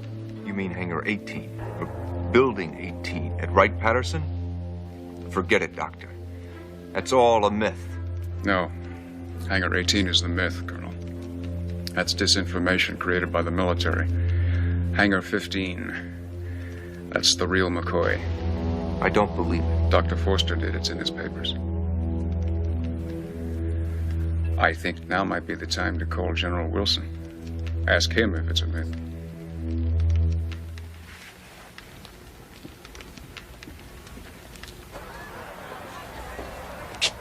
Everybody knows your name.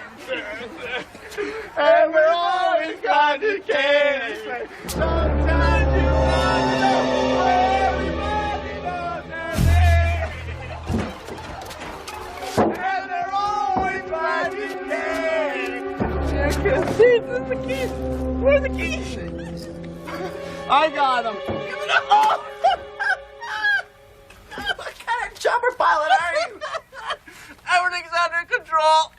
Hey, Vic, you need a hand?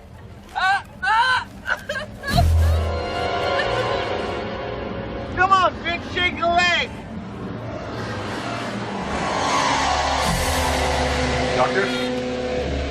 Doctor, you were right. No, I was asleep. According to General Wilson, the government has had 3 of the alien ships mothballed in Hangar 15 since 1953. You want to guess as to the location of Hangar 15? Kellogg Air Force Base? Right smack dab in the middle. You've read the material, Colonel. You know what happens if the aliens get their hands on those ships.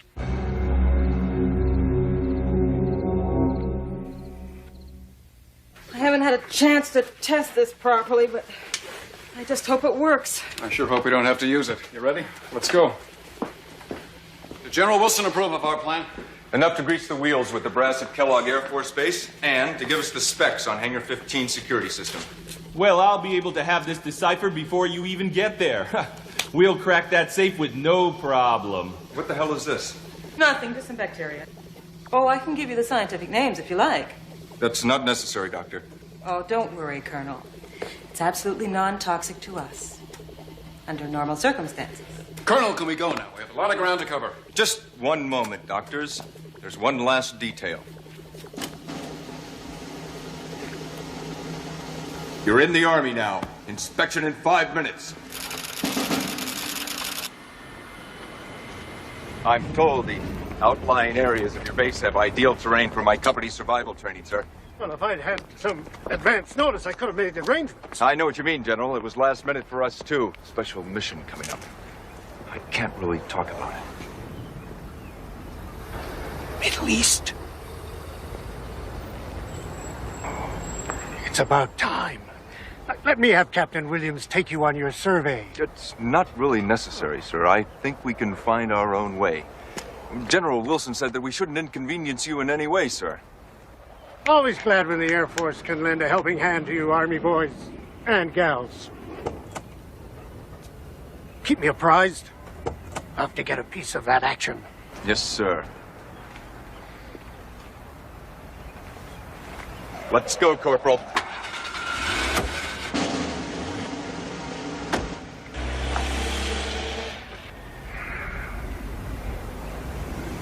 Army.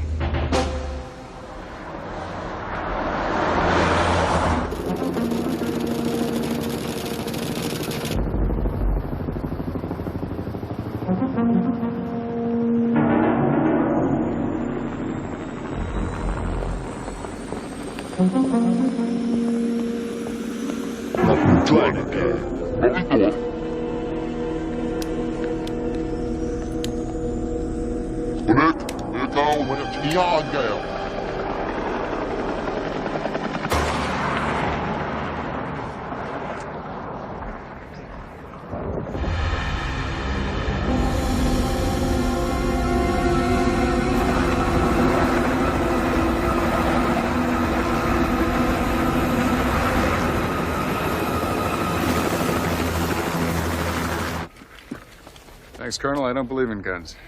I'm sure the aliens will respect that.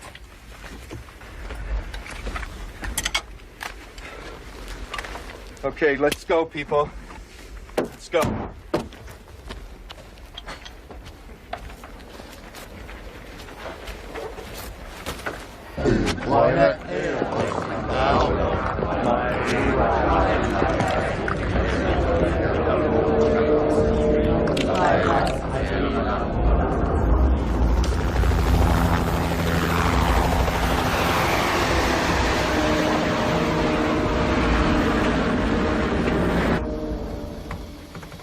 All set on this end. Wait 10 seconds and then fire away.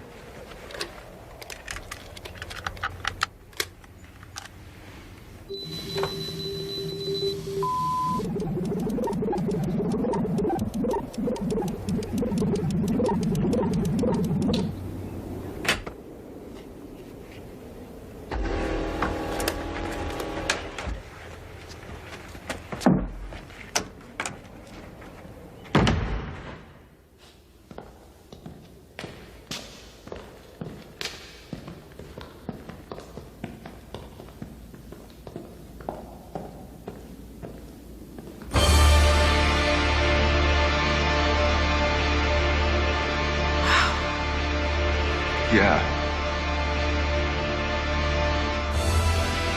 Dr. Forrester was right. Come on, we've got work.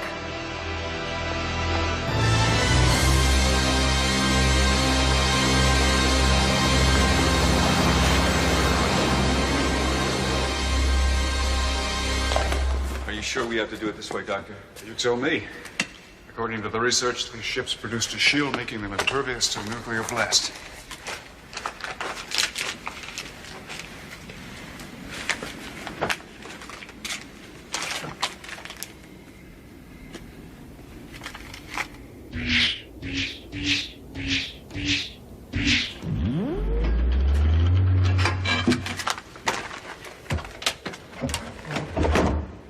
After you, Doctor. How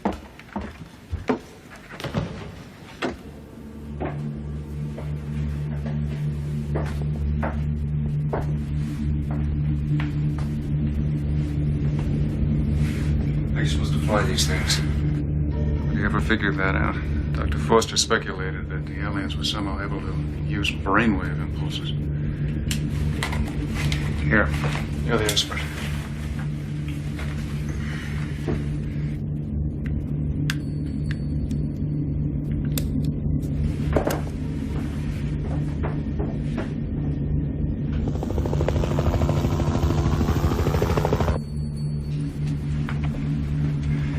You think you'll be needing that? Warn me next time you sneak up. I hope not. I'm not even sure it will work. 2 down, 1 to go.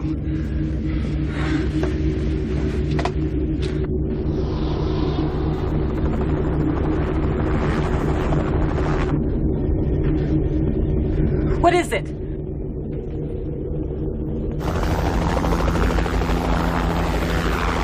Helicopter. Bad guys are good guys. You can Considering what we're doing, Doctor, even the good guys are bad guys.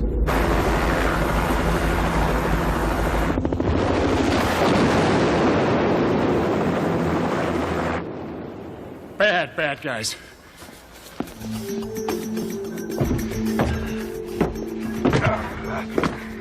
How much time do we have? If we're not out of here in 10 minutes, we're part of the fireworks.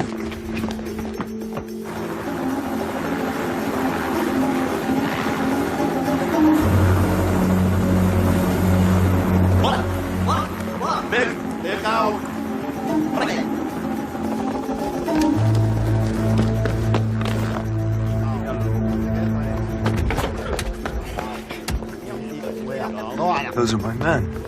Not anymore.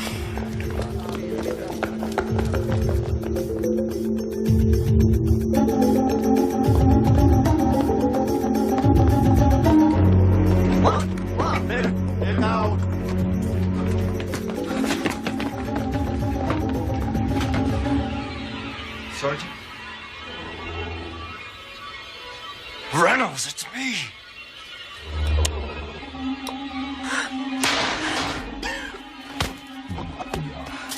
My bacteria.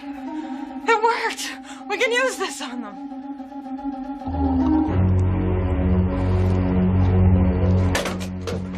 Better recheck your calculations.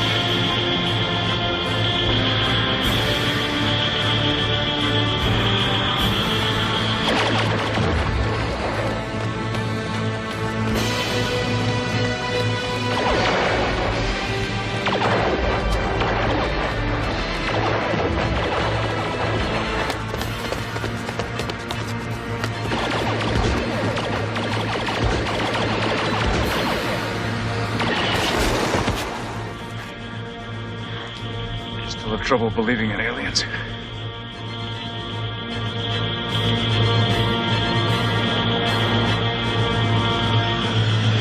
Now!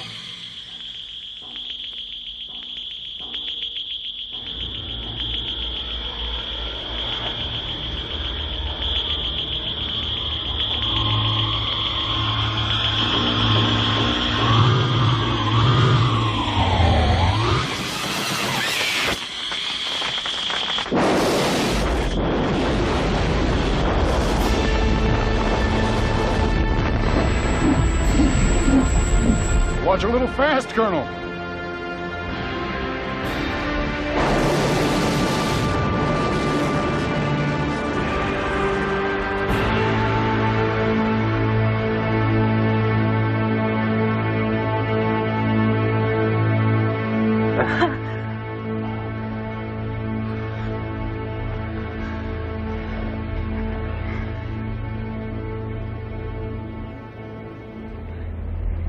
We did it. General Wilson is taking care of the Joint Military Forces Board of Inquiry. I'm told that, unofficially, of course, the board is predisposed to lay the blame on an unnamed terrorist organization.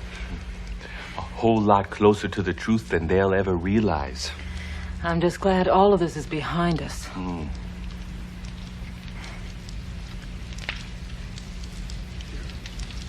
Is it? Is it really?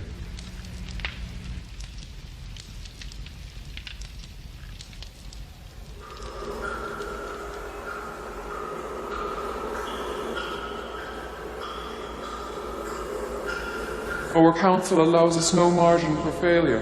The primitives have proven to be unexpectedly clever. Their cleverness will not save them. We will improvise. As long as we meet the deadline.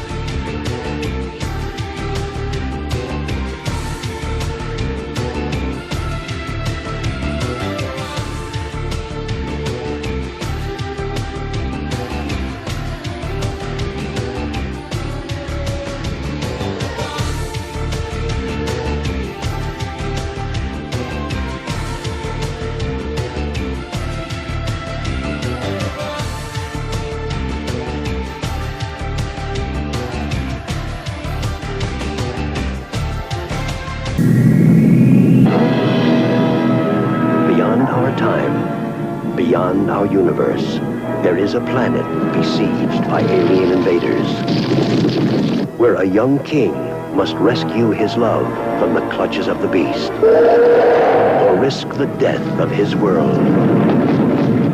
A world called Krull. Arm yourself! We'll fight together. To this world have come the Slayers and their overlord, the Beast. If you consent to be my queen, I will halt the attacks of the Slayers. Their incredible power has taken the planet by force. Their inhuman savagery has got to be stopped. And these are the ones who must stop it. Thieves. Let's just kill them and be done with it. Warriors. Wizards. A changeling. For that rudeness, I think I'll turn you into a goose. A cyclops. That's the second time you've saved my life. A child. A king. I give fire to water. It will not return, except from the hand of the woman I choose as my wife. Unlikely allies. Well, you heard him. We are now an army. Battling an unbeatable enemy. For the life of the Princess Lissa. He's too powerful. And the freedom of the planet Krull. Courage lives in many worlds. But the bravest of all is Krull. A world light years beyond your imagination.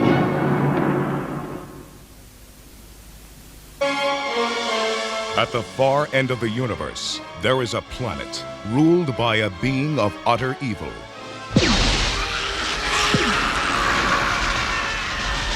And there is only one man who dares challenge him. They are locked in a battle to the death. A battle that will take them across the heavens. Stop him! A battle that will finally be fought. I want them hunted down and brought to me! Across the face Police! Nobody move! of Earth.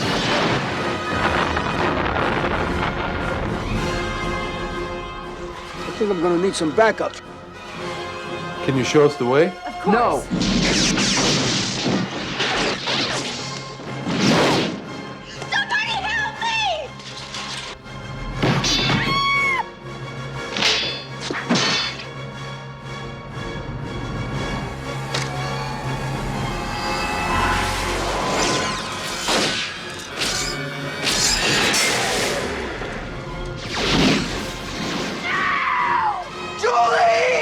from a distant galaxy, they have come to Earth. Dolph Lundgren as He-Man, Frank Langella as Skeletor. Only they have the powers to be masters of the universe. Live the adventure.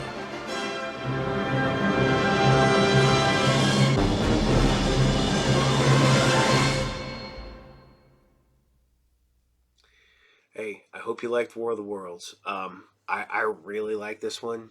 I think this one is one I am definitely going to keep going, and if I can get this past the bots this week, I'll find out, and this will be another weekly one. This might take over the #1 spot where Highwayman sets. I don't know. I still like mixing it up, moving stuff around. So, although Captain Power had a bunch of episodes, but those were only half-hour long. And then I'll probably go back to doing a weird sci-fi movie if I can get it past.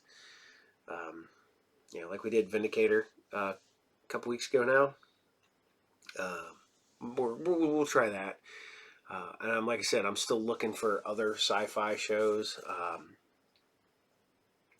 There's a lot of them out there from the 80s, and there's a lot of them that I cannot air, that YouTube will not let past. So, I wish there was a way I could just put part of it up and see if they would let it go through, and then I can know. But I would tie up my computer even more than what I tie it up now. So, I need to get a new computer, because that one is going to get put aside, and I'm going to get a new one so I can actually do this faster and put all my editing software and stuff on that. So, so I can keep bringing you guys the best. I put that in quotation marks because I know some of you guys don't like some of this stuff, but you're here every Friday, and I got to give you guys a thumbs up. Love you guys. But as for it today, I'm going to say good night. Hopefully I'll see you all tomorrow for Saturday morning serials. See you Monday for Group Therapy TV podcast, which this week, if you're watching this upcoming Monday, will be horror host Dr. Dread out of Pennsylvania. So, yeah. No. Should double check that. Sorry, Dr. Dread, if I'm wrong. I have to double check that. But, as always, have fun. Don't take life too seriously. Live life like you're back in the 80s and a kid. Man, just have fun. Take care of yourself. Take care of your friends. Take care of your family. And until next time, I'll see you later. Take care, and I'll see you there. Bye.